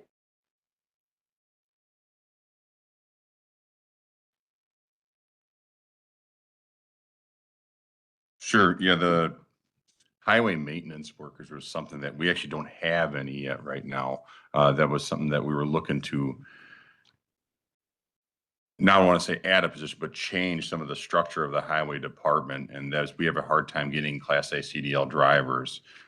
We technically don't need a full Class A CDL. That's basically for a Class A, you're pulling a trailer is what that's for. For a Class B, you can still do plowing as well. And so we're looking at hiring a Class B at a lower level that would actually reduce some of the cost on the levy. And then as they get their Class A, or if they get their Class A, then they get moved back to a machine operator where they're gonna actually pull a lowboy trailer on it. So we actually never had that because the same year that we put those positions in, we actually there were 3 of them were defunded. So those were the 3 that were defunded because we didn't have them already. Those were ones that we were looking to hire at that time. So they weren't an introduced position. They're just vacant positions at the time. People leave as they left. Okay, we're gonna make these highway maintenance workers and hire them at a little bit lower level. They're gonna have a Class B instead of a Class A. And if they decide to get their Class A, or as positions opened up as a Class A and people start having turnover, they can certainly go do that and become a machine operator. So we're looking at one point of having 2 different classes of highway workers. Is a highway worker someone that in the winter then turns into a plow operator? I guess I'm not clear on that. Correct. They would both, every position is going to be plowing. One is able just to basically to pull a low boy, an excavator, or if we're going to be pulling a roller or something like that, compactor. So that's what you need the Class A for. So people with Class A's, they would be having that little bit higher wage than the people with the Class B's. But all of them have to plow. We need every person we have plowing. So we could look at this as we've got 3 additional staff for plow operations in the winter. Correct. Perfect, thank you. Supervisor, Vice Chairman. Thank you. Raleigh, with those 3 new ads, does that put us in a good position if you have retirees? Or anybody in that aging population that we have that might be retiring? Does that still cover the needs that we would have with just the 3 if we have people on the retirement horizon? Well, we would be looking to fill those retirees positions as they left. We'd be posting those positions again.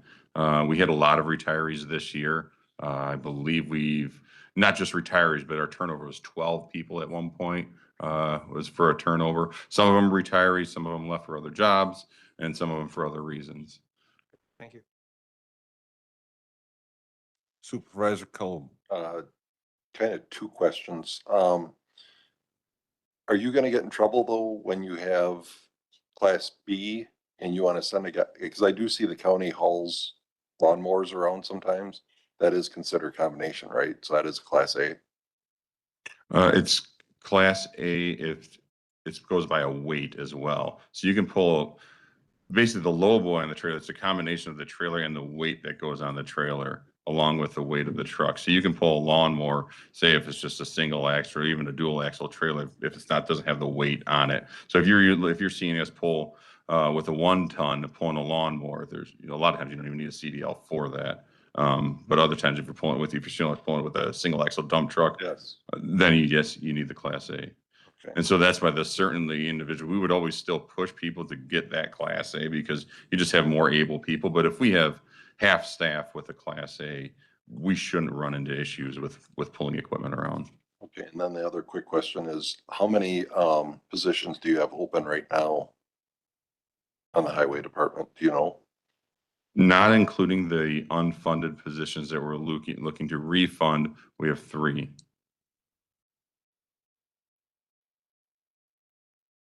Any further? Supervisor Forth. Raleigh, with that last response, how many unfunded positions are there right now? 3. So from 2023, it would have been a total of 6. That's what I'm wondering. That's what I'm hearing you say. Correct. Any further questions? Let's talk about parks now. And we have some positions that are in the Parks Department that we are thinking about making from contracted to employees. Now, these are temporary positions. There's summer help. You wouldn't be paying retirement on any of these folks? Because they just won't meet the number of hours in the 12-month period, Correct, they would just be seasonals. seasonals. That's a net benefit or you know, This would be a net benefit of $6,800. So it's not a lot of money that we're benefiting, but it'd be a sum. so when we convert these people over to paid positions, we'll save $6,800 because of the cost of, Basically, what we pay when we use a contracted service, we pay a fee. 15, I believe it's 15% is what we're paying. We're just not going to be paying that 15%. They're going to make the same. We're not going to increase the wages of them, just bringing them in-house as we hire in-house. so that would be a net benefit to bring those into the under Correct. county. Okay. I don't believe, and I asked how many full-time equivalents there, you know, because I think it was 2 point something. It's about 2.5 is Yeah. what it is. Now, keep in mind, that's what it equals to, and with 2.5 full-time equivalents, we can hire, realistically 15 people as seasonals. So it's just what it is the cost that equals up to a 2.5 equivalent. Yeah. And obviously, you know, now with the parks, I know local municipalities run rec programs. And of course, we've got some enterprises out there, but is there anything that we run recreational besides the aquatic center? And that kind of is a standalone kind of thing that you can think of? Not that I can think of. We have some fee programs as far as beaches, boat launches, campgrounds. I would actually consider a campground a recreational one. So yes. Now, on the campgrounds, we have full up campgrounds. Is that a revenue stream, a break even? The campgrounds are a revenue stream. Even our lesser used campground is a revenue stream. Sanders. Okay. Sanders, the only reason why that doesn't fill up is because we basically don't have some of the water and the utilities on site. So right now, it's the campers are the big one that everyone's going through. And if campers they want running water, they want sewer hookup. Sanders doesn't have the running water and the sewer hookup. Supervisor Kolb. Do you ever have any luck with the parks when you hire seasonal, having them transfer to the highway department or parks full time? We've had a few. Most of the parks don't have CDLs. Most of the park workers don't have CDLs. So that's the biggest hurdle that we usually have. We've thought about getting a different CDL program, different types of CDL programs. Some of it where the county pays for the CDL and then they would have to work here for 2 years. They haven't been working out. The next thing right now, what we're doing is looking at have in-house training for the CDLs. This isn't just a Racine County problem. That's a 72 county problem that you're going to hear the same complaint throughout all the highway departments is the CDL requirements. Back in the day when you got yours, I got mine. It was basically you went and got your permit. The permit was free. You go pay the $70 whenever you felt comfortable driving. You got your CDL. It's not the same case anymore. Now it's a 6-week program. Costs around $6,000 that they have to get, and it was made a lot more difficult to get a CDL. So we're looking at doing some in-house training right now to get that CDL. I don't know what everything entails. I know there are some other counties that are successful doing that. It's just basically finding out the nuts and bolts for it. And just to comment with CDLs, you know, we're trying to get federal legislation changed with the Department of Transportation because the administrative rules changed as to who can drive snowplows, you know, and that you don't necessarily need a CDL, you know, but right now it's too cumbersome. You have to have a state of emergency. The guy that drives a snowplow can't get there. It's like, give me a break. You know, how does that work? You know, so it's a long uphill strive on that one. Any other questions or comments for the Public Works or Parks? Taylor, Supervisor Wishaw. Thank you, Chairman. Director, how many of our parks have lifeguards on duty? One. Okay. How many of these parks, I'm sorry, the park that has lifeguards on duty, how many of them are, how many lifeguards are on duty at a time during the season? It varies. I can't give you an exact answer on that. I don't operate, my department doesn't operate the lifeguards at that park. Okay. It usually seems there's about 2 or 3 when I go out there.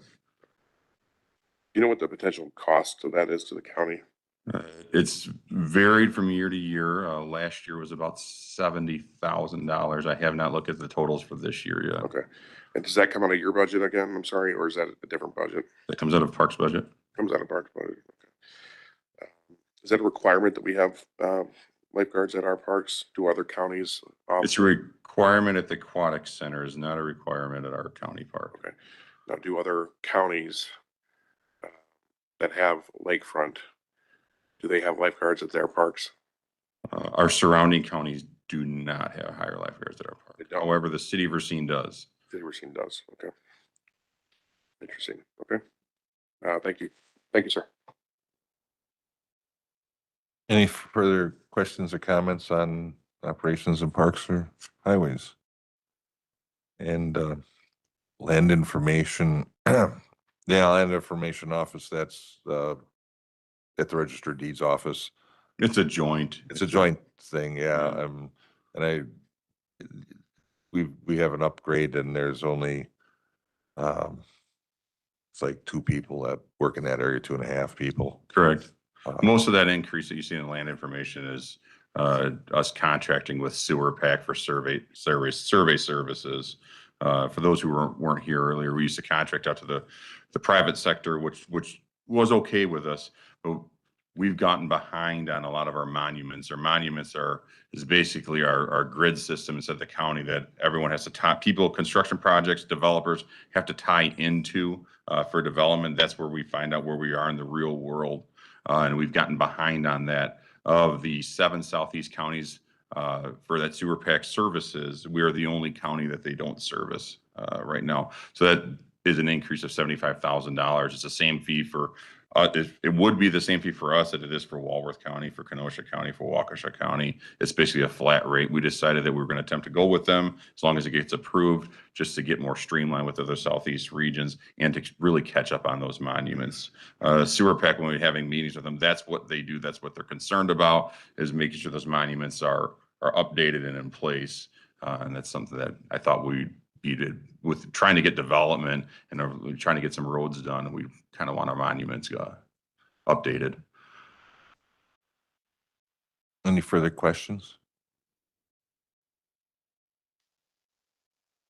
Reef Point Marina's Enterprise Fund. So it's self-funding the sports complex. With the sports complex, we have some staff out there. And when you're talking the sports complex, we're talking Old Pritchard Park, or don't, that's like, but that's also a fund enterprise, so that's all funded through an enterprise fund. Am I correct on that? You're correct. Okay. And then is there any other questions for Director Bean? Question, Chair. Supervisor Wishaw. Thank you. Is the sports complex at Pritchard Park turning a profit for the county?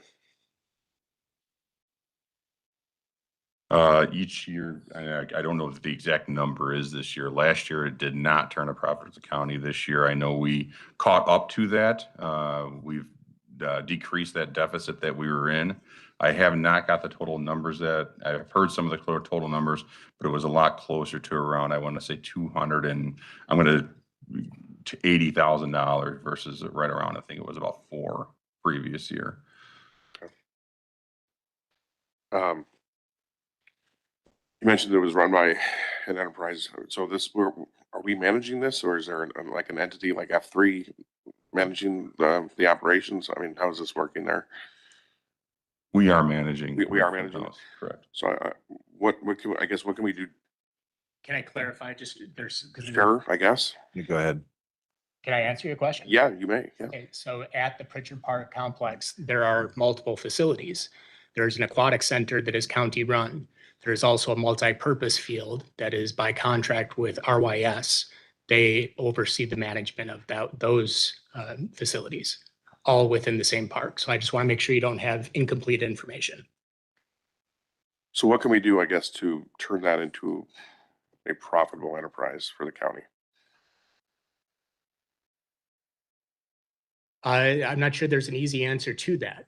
Part of the challenge is that we are a governmental entity, and part of the challenge is that there was a resolution. I believe it's included in the budget book. Supervisor Miller may recall this, but when we constructed that multi-purpose field, there was directive from the county board to the county that there be prioritization for that. And it's not prioritization in terms of yielding a profit. It was prioritization to ensure that area youth teams and schools would have first priority for use of that field. So there was a very clear directive from the county board that the end all be all not be turning a profit, but rather ensuring that it's available for use by schools and the community.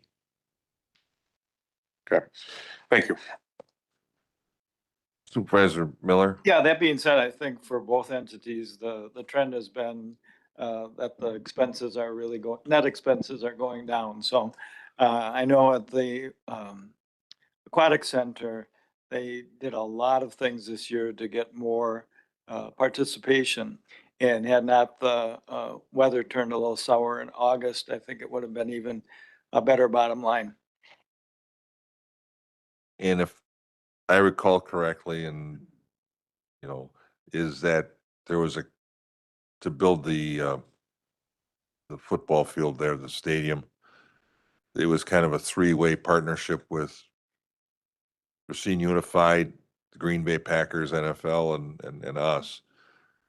And if I'm not mistaken, the Unified School District does pay us a fund every year uh, out of a fund balance that comes from,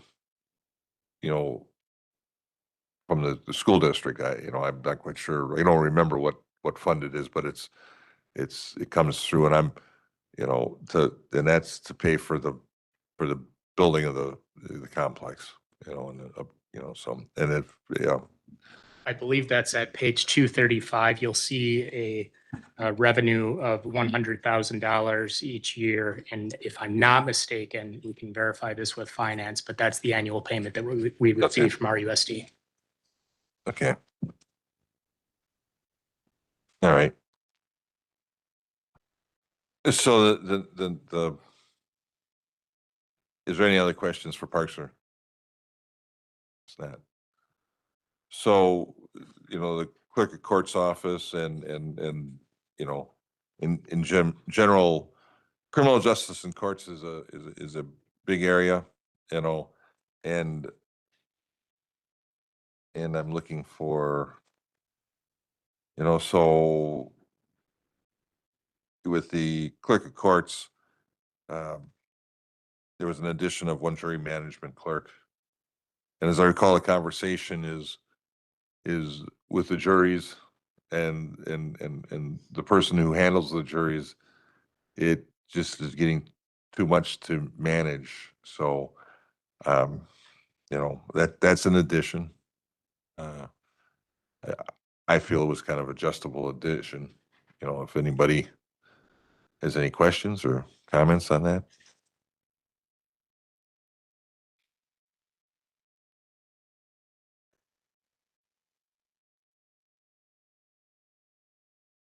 And then, of course, we go to the district attorney's office, and I think there was one refunding or one addition to the district attorney's office. And if I recall correctly, it was in the victim witness area, and it was in Spanish speaking interpreter.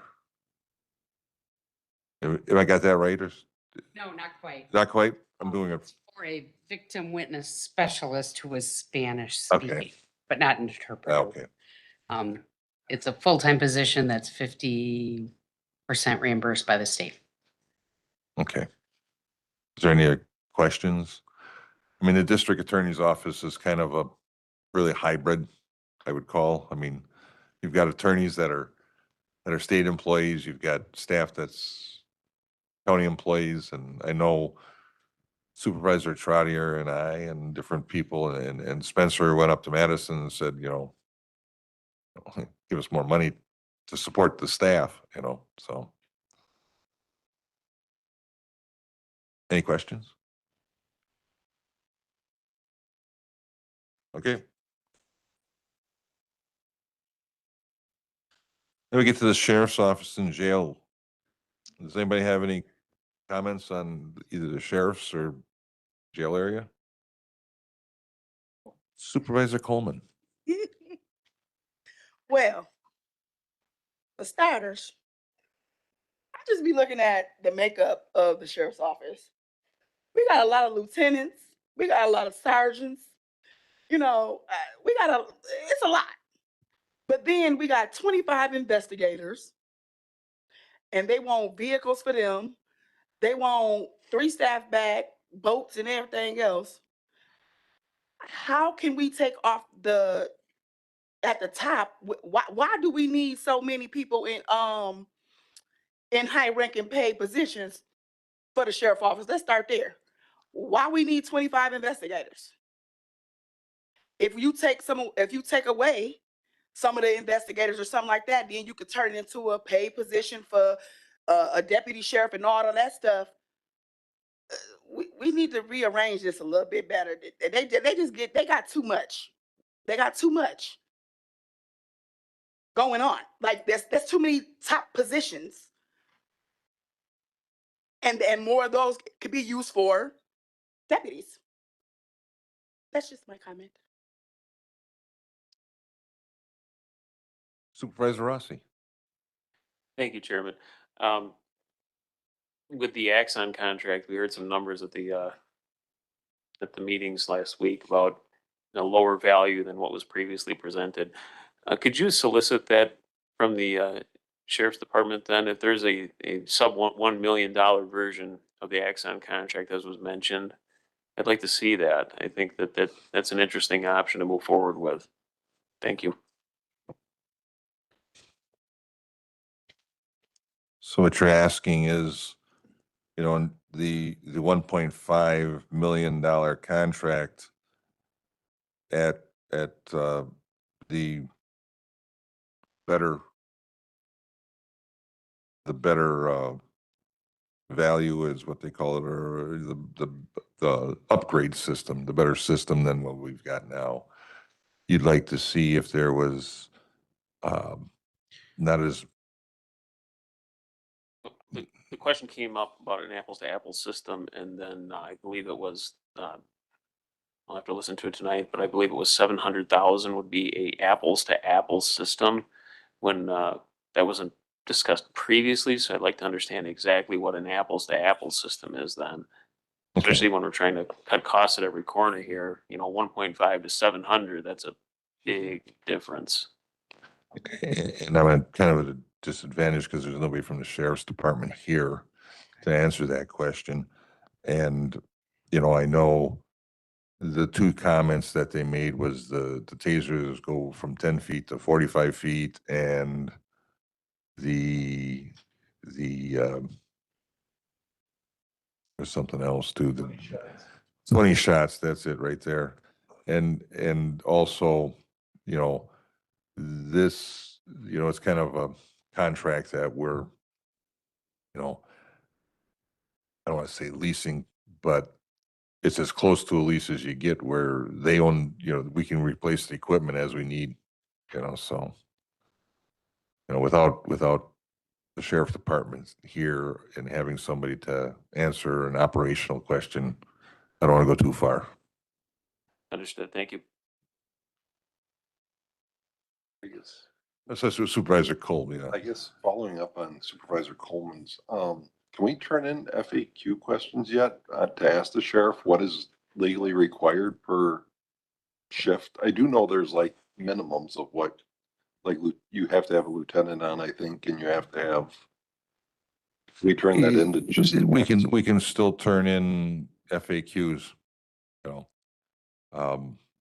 And I'm not sure if there's statutory requirements. There's, of course, standards that people, you know, that they'll go by, you know, like with fire departments, it's NFAP standards where, you know, you can't have a fire truck over 15 years. It's frontline fire truck and things like that.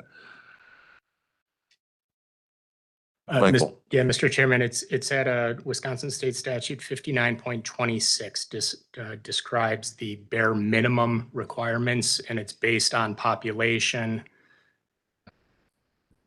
So those are the statutory minimums at that provision. Yep.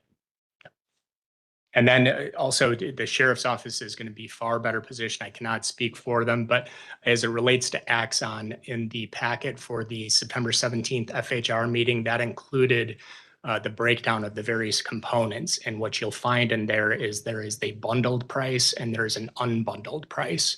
And I think you would have to, I'm not sure if they have a separate document to the supervisor's point that breaks down what the totals are and that shows that, but the information is baked within there where you can see the bundled versus the unbundled price. Supervisor Spencer. We asked to get their PowerPoint and I haven't seen it yet. Yeah, and that was the same thing that Supervisor Miller asked me beforehand. Can we get it soon?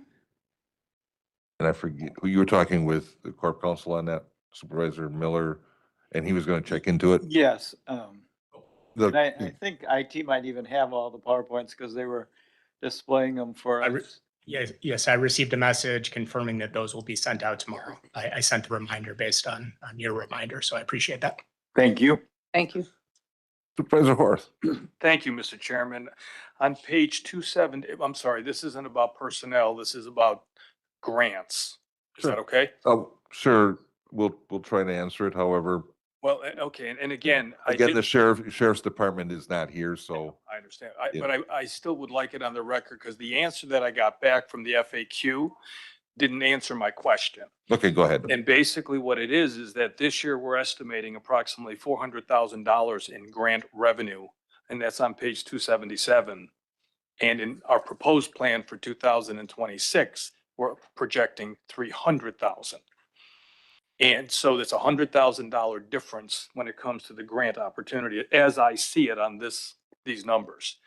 Again, in the answer that they gave me, or that was given to me, doesn't really answer why, in fact, we're going to show $100,000 less in grants from what we're projecting to get this year. The only thing that I can think of is that the truck inspectors that we approved after the budget last year was for a full year of 2025, where that sunsets in October. So, you know, if we don't get the grant funding approved mid-July, August for the next 2 years, that would be the only thing I know of. Again, the sheriff's department isn't here to help us through with this process. That's the only thing I can think of, you know. So the question I guess I would be asking then, hold on, let me look here. Is that okay? 24 was $225,000. 25 was $400,000. So there was a big difference year over year. Yeah. And all I'm saying is that this could be an opportunity to help improve the revenue side of our performance, which might assist the overall result on a year over year basis. I guess we need a better definition on the, you know, another frequently asked question on that end, you know, because again, the sheriff's department isn't here to help us. An FAQ to answer the FAQ. Pretty much so. Thank you. Any further? Supervisor Wish. Hi, thank you, Mr. Chairman. There was some discussion, I know that particularly came from you at the meeting that I last attended, that there was a challenge out there for the sheriff's department to reduce their budget by 300,000. Is there any progress on that? Again, I haven't had anybody from the sheriff's department. That was one of the, divisions or, departments that haven't called me and said, hey, what can I do here? And I was hoping maybe the sheriff's department would say, maybe we can't do three, but I'm not asking for a lot when you got a $40+ million budget, 0.7%. And the short answer is no. I Yeah. Yeah, I guess the challenge is, there's $1.5 million for Axon, there's $1.4 million, which is down to $1 million now on the boat. I think the challenge is if we want those things, which are big investments and don't want to lose, I think the Axon is a beneficial thing, don't get me wrong. But I think there's got to be some kind of give and take. You know, and I hate to say cut the staffing or not add. I'm not crazy about that because you know what's going to happen. You cut his staff, his overtime is going to shoot way up. So it's a damned if you do and you're damned if you don't. But I don't see any other alternative. I've seen the boats. Unfortunately, we don't know which boat they got 3 contractors they're looking at. Unfortunately, we don't know what the bottom line is going to be on that boat. So that's all I got to say. Thank you. Thank you. Any further conference? Supervisor Hort, you still have comment? Okay. See, some of the lights I can see real well, and some I can't, All right. Well, I don't think we have any more comments on that. So we can kind of move on to Human Services. Supervisor Rossi. Chairman, if I may, could we have a short 5-minute recess before we start the next item? Sure. All right. Why don't we come back here at 10 to 8? 5 minutes. 5 Thank you. minutes, we'll see. Yep, okay. We're in recess for 5 minutes.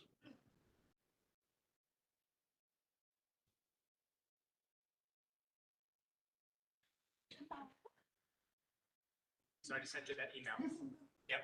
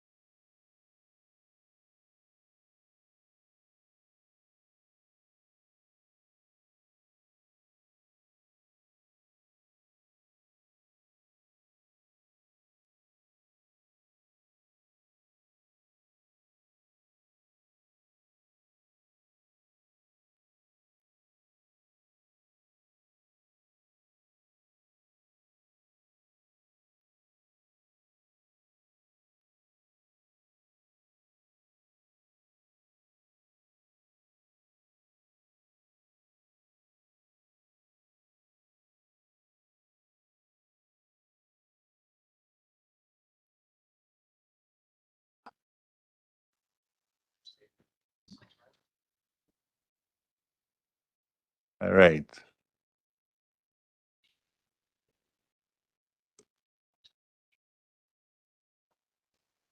So we're moving on to human services. Again, there's a lot of positions here. If Director Otto could give us an overview on just the positions that, you know, I mean, because the budget book shows that we're going from 253 in human services to 386, and then I'm sure there's, as we go down, it's not all just human services, there's YDC and other avenues here, so. Sure. So in the clarifying question you have is regarding to the position ads? Yes. Okay, so in the FAQ, we attempted to put a pretty detailed chart explaining the positions that were added over the past, really, I guess it would be about 2 years. The explanation at how positions come in through both what we call decision package 0, which are decisions that happen after the budget book is printed. I would say that the finance director can explain that in a lot better detail than I can. Potentially, Director Street might be able to explain a little bit more as well. But I would like to just make a generalized statement about those overall positions, that there is not one position that is in my department that is unauthorized or didn't go through the board process. So while some of the numbers are a little confusing because counting through the resolutions, the decision packages and all of that, over the period of years with additional facilities coming online, new, projects and all that, it's very difficult to quantify and to cover in this forum. And then just a question. We know that, budget versus levy, there's a lot of state and federal funding, and you gave us the spreadsheet. And I don't recall if there was anybody that a portion of their salary wasn't funded from some sort of state and federal, funding source. I think the only area that might be true for would be veteran services and public health.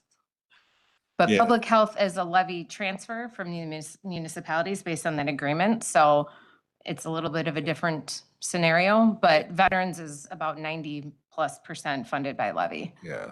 So like, Vice Chairman, myself and Supervisor Trotter all sit on the health department board.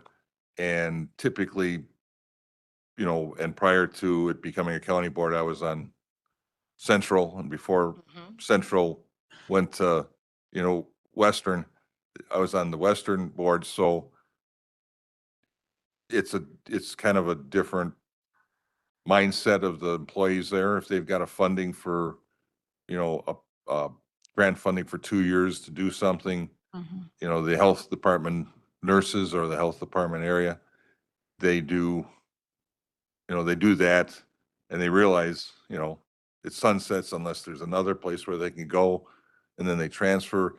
The other operations with the health department is, of course, inspections of all the restaurants outside the city, food trucks, they're out at county fair if there's a vendor there that doesn't have a health inspection, so from another,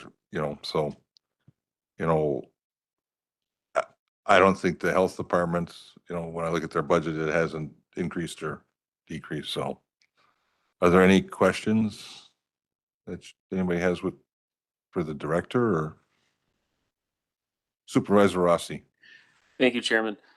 One of the FAQ questions was, we had some conversations via email, myself, Director Street, you were CC'd. We were talking about additional hires for the YDCC and the Behavioral Health Center, and I was informed by email that there was not any additional new hires planned. How do we go from no additional hires planned to the numbers that we're seeing now in the budget book? So the no additional hires planned at that point, the only ones that we brought forth, to my understanding from that date of that email, and I'd have to look back on the exact date, is the SUD positions. which if we want to talk a little bit more about that, I gave obviously the handout of what that is entailing. If the heartburn is surrounding county positions for that, and we would prefer contracted services, kind of going back to that argument, or even subcontracting services out of there, there's a lot of vendors that I think would potentially have interest in operating that because it can generate a profit. There is an ability for revenue equal expenses, obviously, for us in reinventing or reinvesting into our program. But we were approached early on by an independent vendor when we were looking at other options with Chairman Kramer about where to build our facility and what was in the best interest for us. And we ultimately decided on the new construction. But that's on the table. But those are the only positions. And so I apologize again, as I mentioned during my defense, that was either misunderstood and or misrepresented, but that certainly wasn't Director Street or my intent. Thank you. And the stats are on the bottom of page 7 on the FAQs. Is that correct, Wendy? Yes. Yeah, let's hope that chart, that hope Director Otto was You can call referring me to. Hope. It's been a long 2 weeks. Yeah. Is there any other questions for Director Street or Director Otto?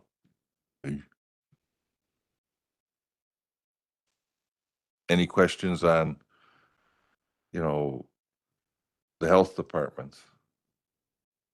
Any questions on veterans?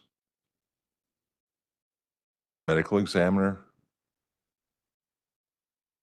The YDC?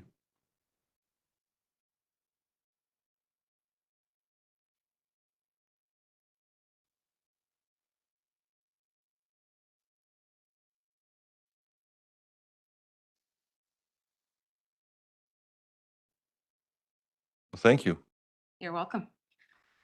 Are there any other general comments that any of the supervisors wants to make? Supervisor Rossi? Thank you, Chairman.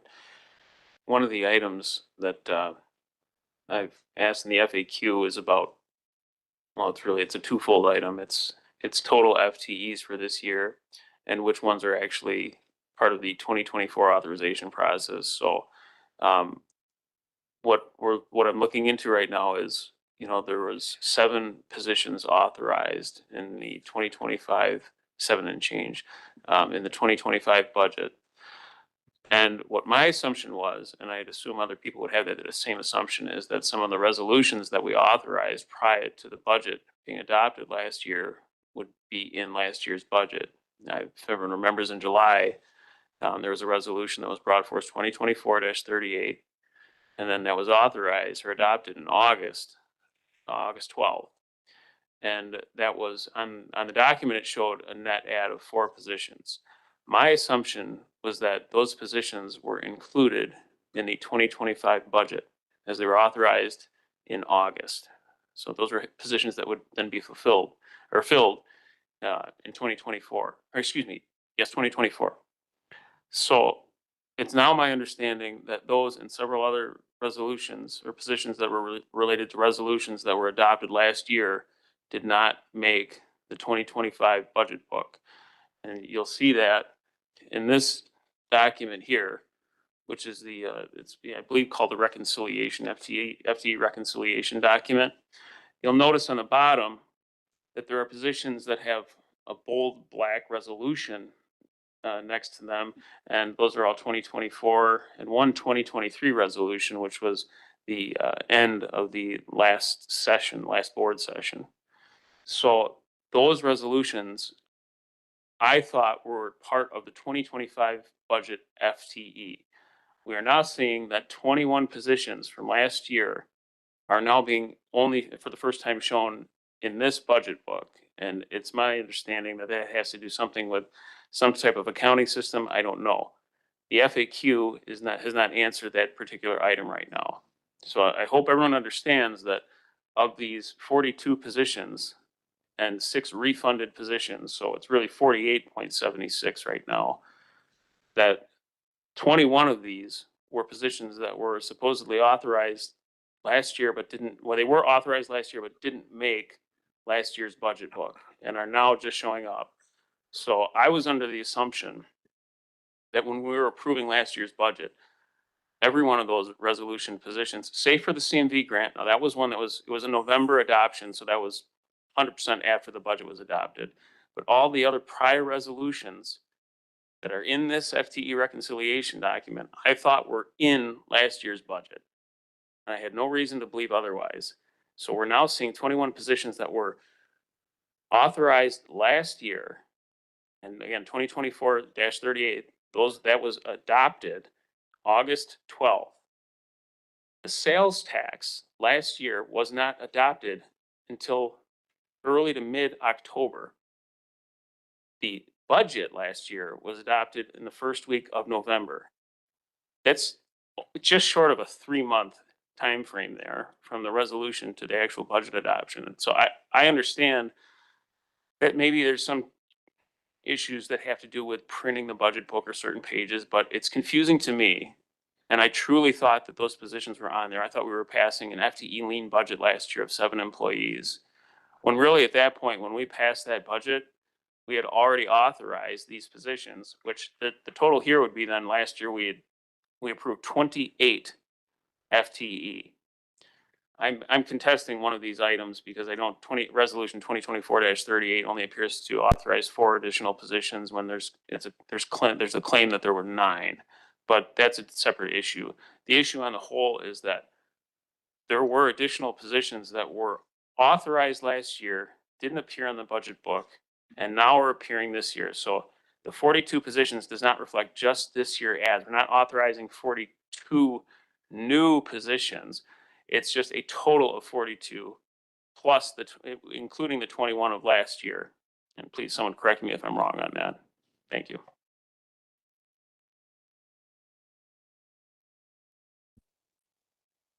Any further comments?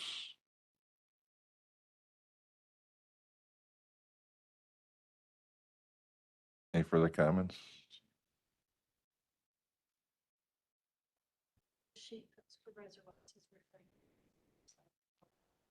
It's on the website.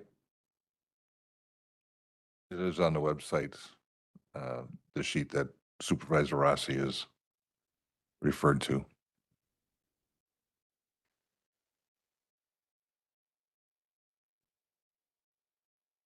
Supervisor Rossi, you have a little more extended comments? I was hoping someone else would have something to say so I wasn't back to back, but go right to it. The last thing I'd like to say is we hear a lot of people ask, and a lot of them have been supervisors. I've had one resident ask me this, and others in conversation that I've more so solicited their response. How did we get here? I want you all to think of this moment now and when we pass this budget, because when it comes down to it, we're the reasons that we got here. We authorize everything. So you really need to take a look at this budget. Again, we just passed a sales tax, which added an additional, this year, $15 million of budgeted revenue, and next year, 20 million in budgeted revenue. This shouldn't be this hard to pass this budget. I'm cautioning you in every way I can to please look at reducing operations. We're going to be seeing some amendments. I hope that everyone can look at some of these, and none of them are going to be easy. No one wants to not give staff and all these people what they want. We rely on them, but also we're responsible. And these are tough decisions. I really do understand that. And I feel horrible sitting up here. I mean, none of this is joyous where I'm saying I don't want to give people positions or anything like that. But the reality is, this is a big spending increase. I understand the executive is looking at some changes to that. And for that, I thank him greatly. And I mentioned our FTE totals in human resources. Our total FTEs, over from 2000, I believe it was 2014 to now. No, it might be 2017, but we're at approximately a 50% increase in staff. Excuse me. I better pull up the number here.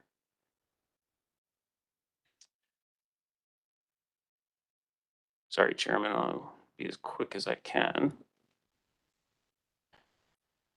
Yes, we are looking at an expenditure, excuse me, from 2017 to now.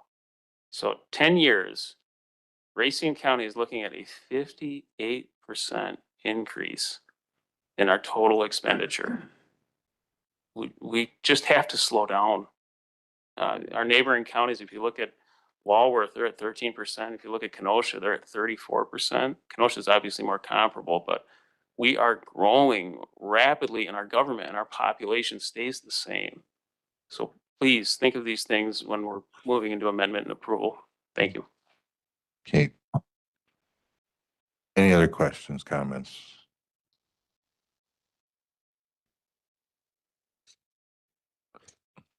Direct Auto.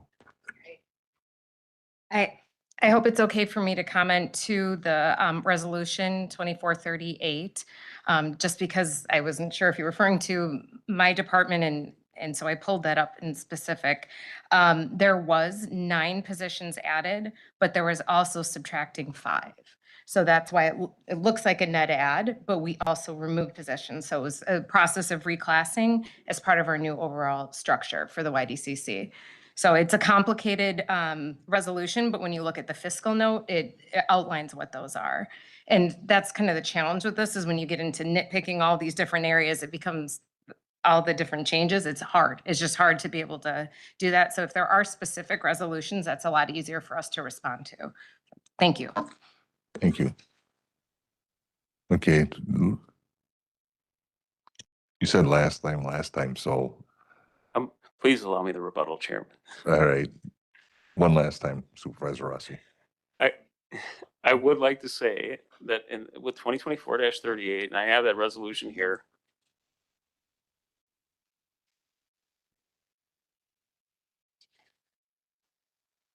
On the summary of it, oh, next page, excuse me.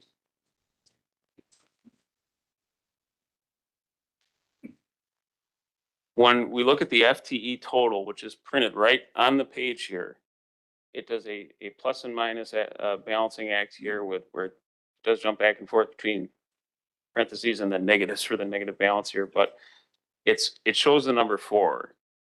I don't see a way to look at this as anything but 4 positions. So, but that's a conversation for later.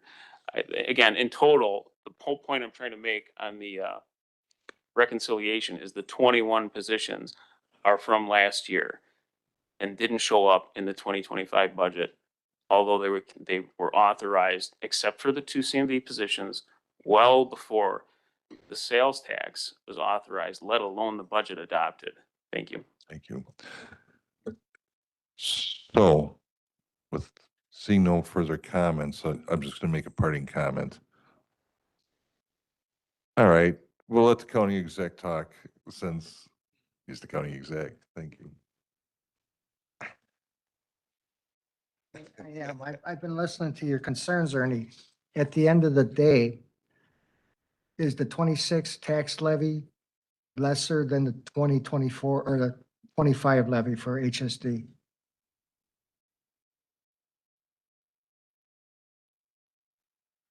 The 2026 budgeted levy, was it 8 million or was it? Yes. Okay, Was it less than last year? less than, so the current budget levy, Yes. what is it right now? Is it 9 million? 9 or 11? Okay, 11 million. So And you- plus 1 million in at least the proposed budget right now, plus 1 million in. I understand the heartburn about the number of positions, but at the end of the day, the net to the levy is lesser than last year. Okay, so you're looking at a department that went down in levy dollars and it's still bringing in more dollars on a ratio. Okay, so you're looking at about 7 to 1. Okay, so that's what I was looking at, bottom line. We can burn calories talking about the number of positions. I got a sheet here from 2018 to 2022 with 166 position ads. And there are various contracts that were terminated over the years. So there's a lot of ads, and like you mentioned, or like the directors here mentioned, nothing was done outside of this county board junction with the county executive at the time. So I look at the bottom line, I look at the years of history here, and I say, what are we burning calories about on this issue? Because again, levy went down.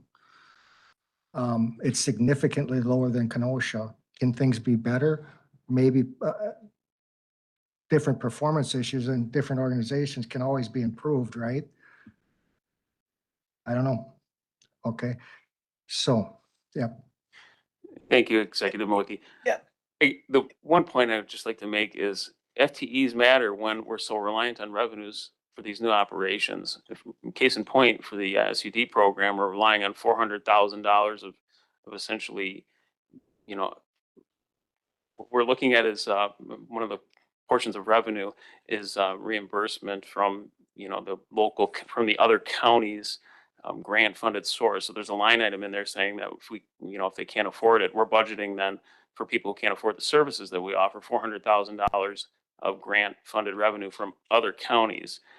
This year alone, we saw a massive reduction in the anticipated revenues for the YDCC, and that was completely beyond our control. But when there's such variance in anticipated revenues, the bare minimum I'm urging is caution. So I understand these FTE And positions, believe but me, those I'm concerned about revenues. those conversations have been had internally, okay? So it's not like I'm going into this blind. That being said, I'm gonna end this conversation on one other note about capital. Last Thursday, I heard this has to be cut, that has to be cut. When we got to the chairs for the clerk, for the courtroom, yeah, that's gotta go, chairs gotta go.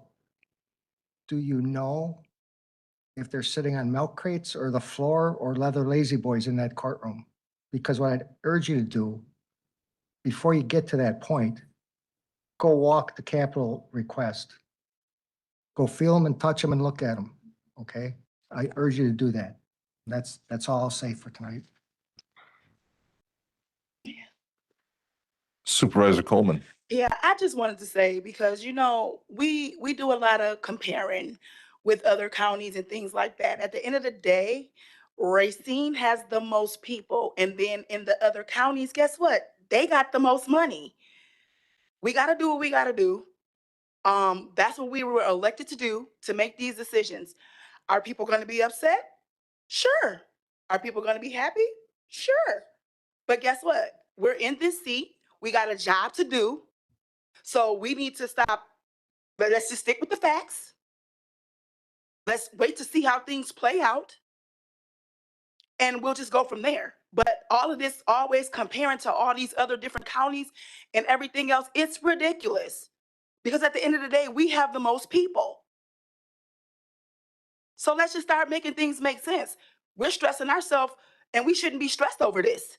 At the end of the day, we have things that have just came. We just got our sales tax, right? We need a whole year to see how that's gonna turn out.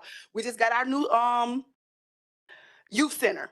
And then we got our mental health coming. We have things that are coming to help our county. We just have to see what the ROI is. But we're building a lot of good things here, and we're building things that people wouldn't even thought of having.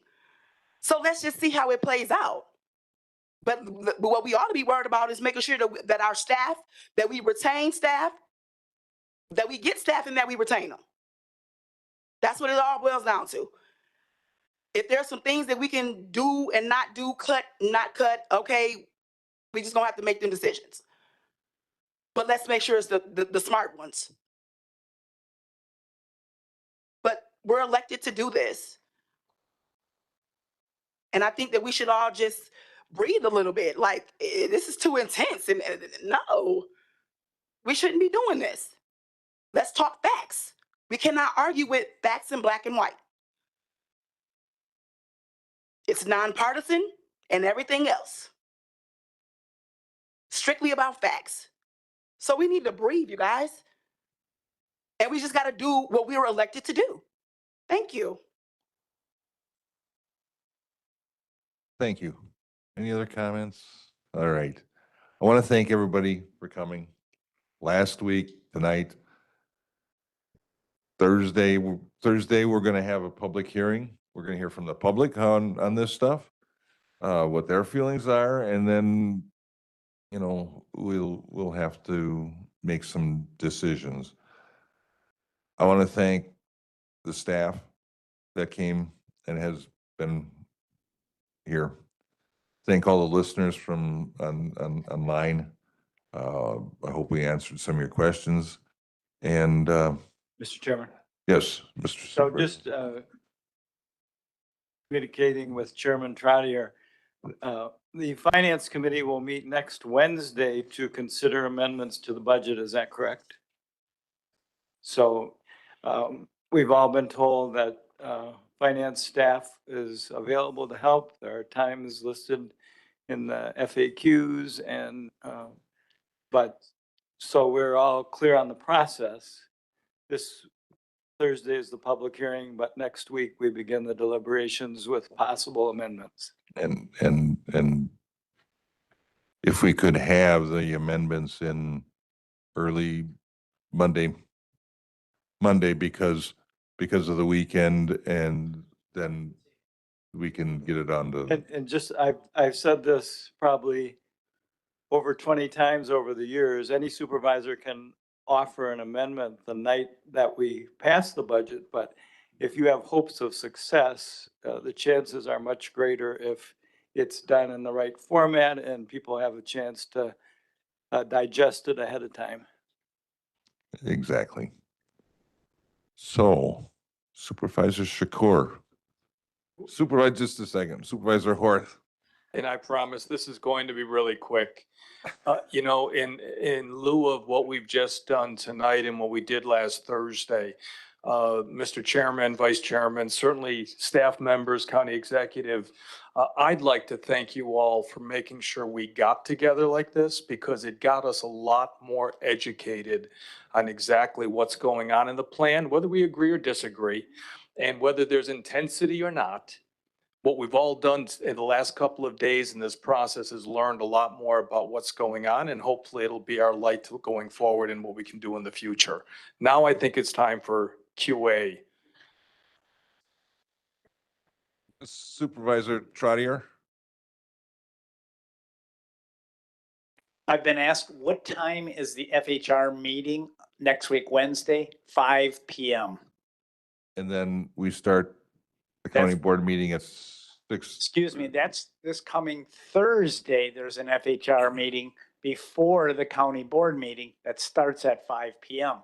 Next week, Wednesday, the FHR committee will meet at 5 PM to discuss the possible amendments that are submitted. We're asking to make sure that the amendments are sent by 4 PM next Monday Okay.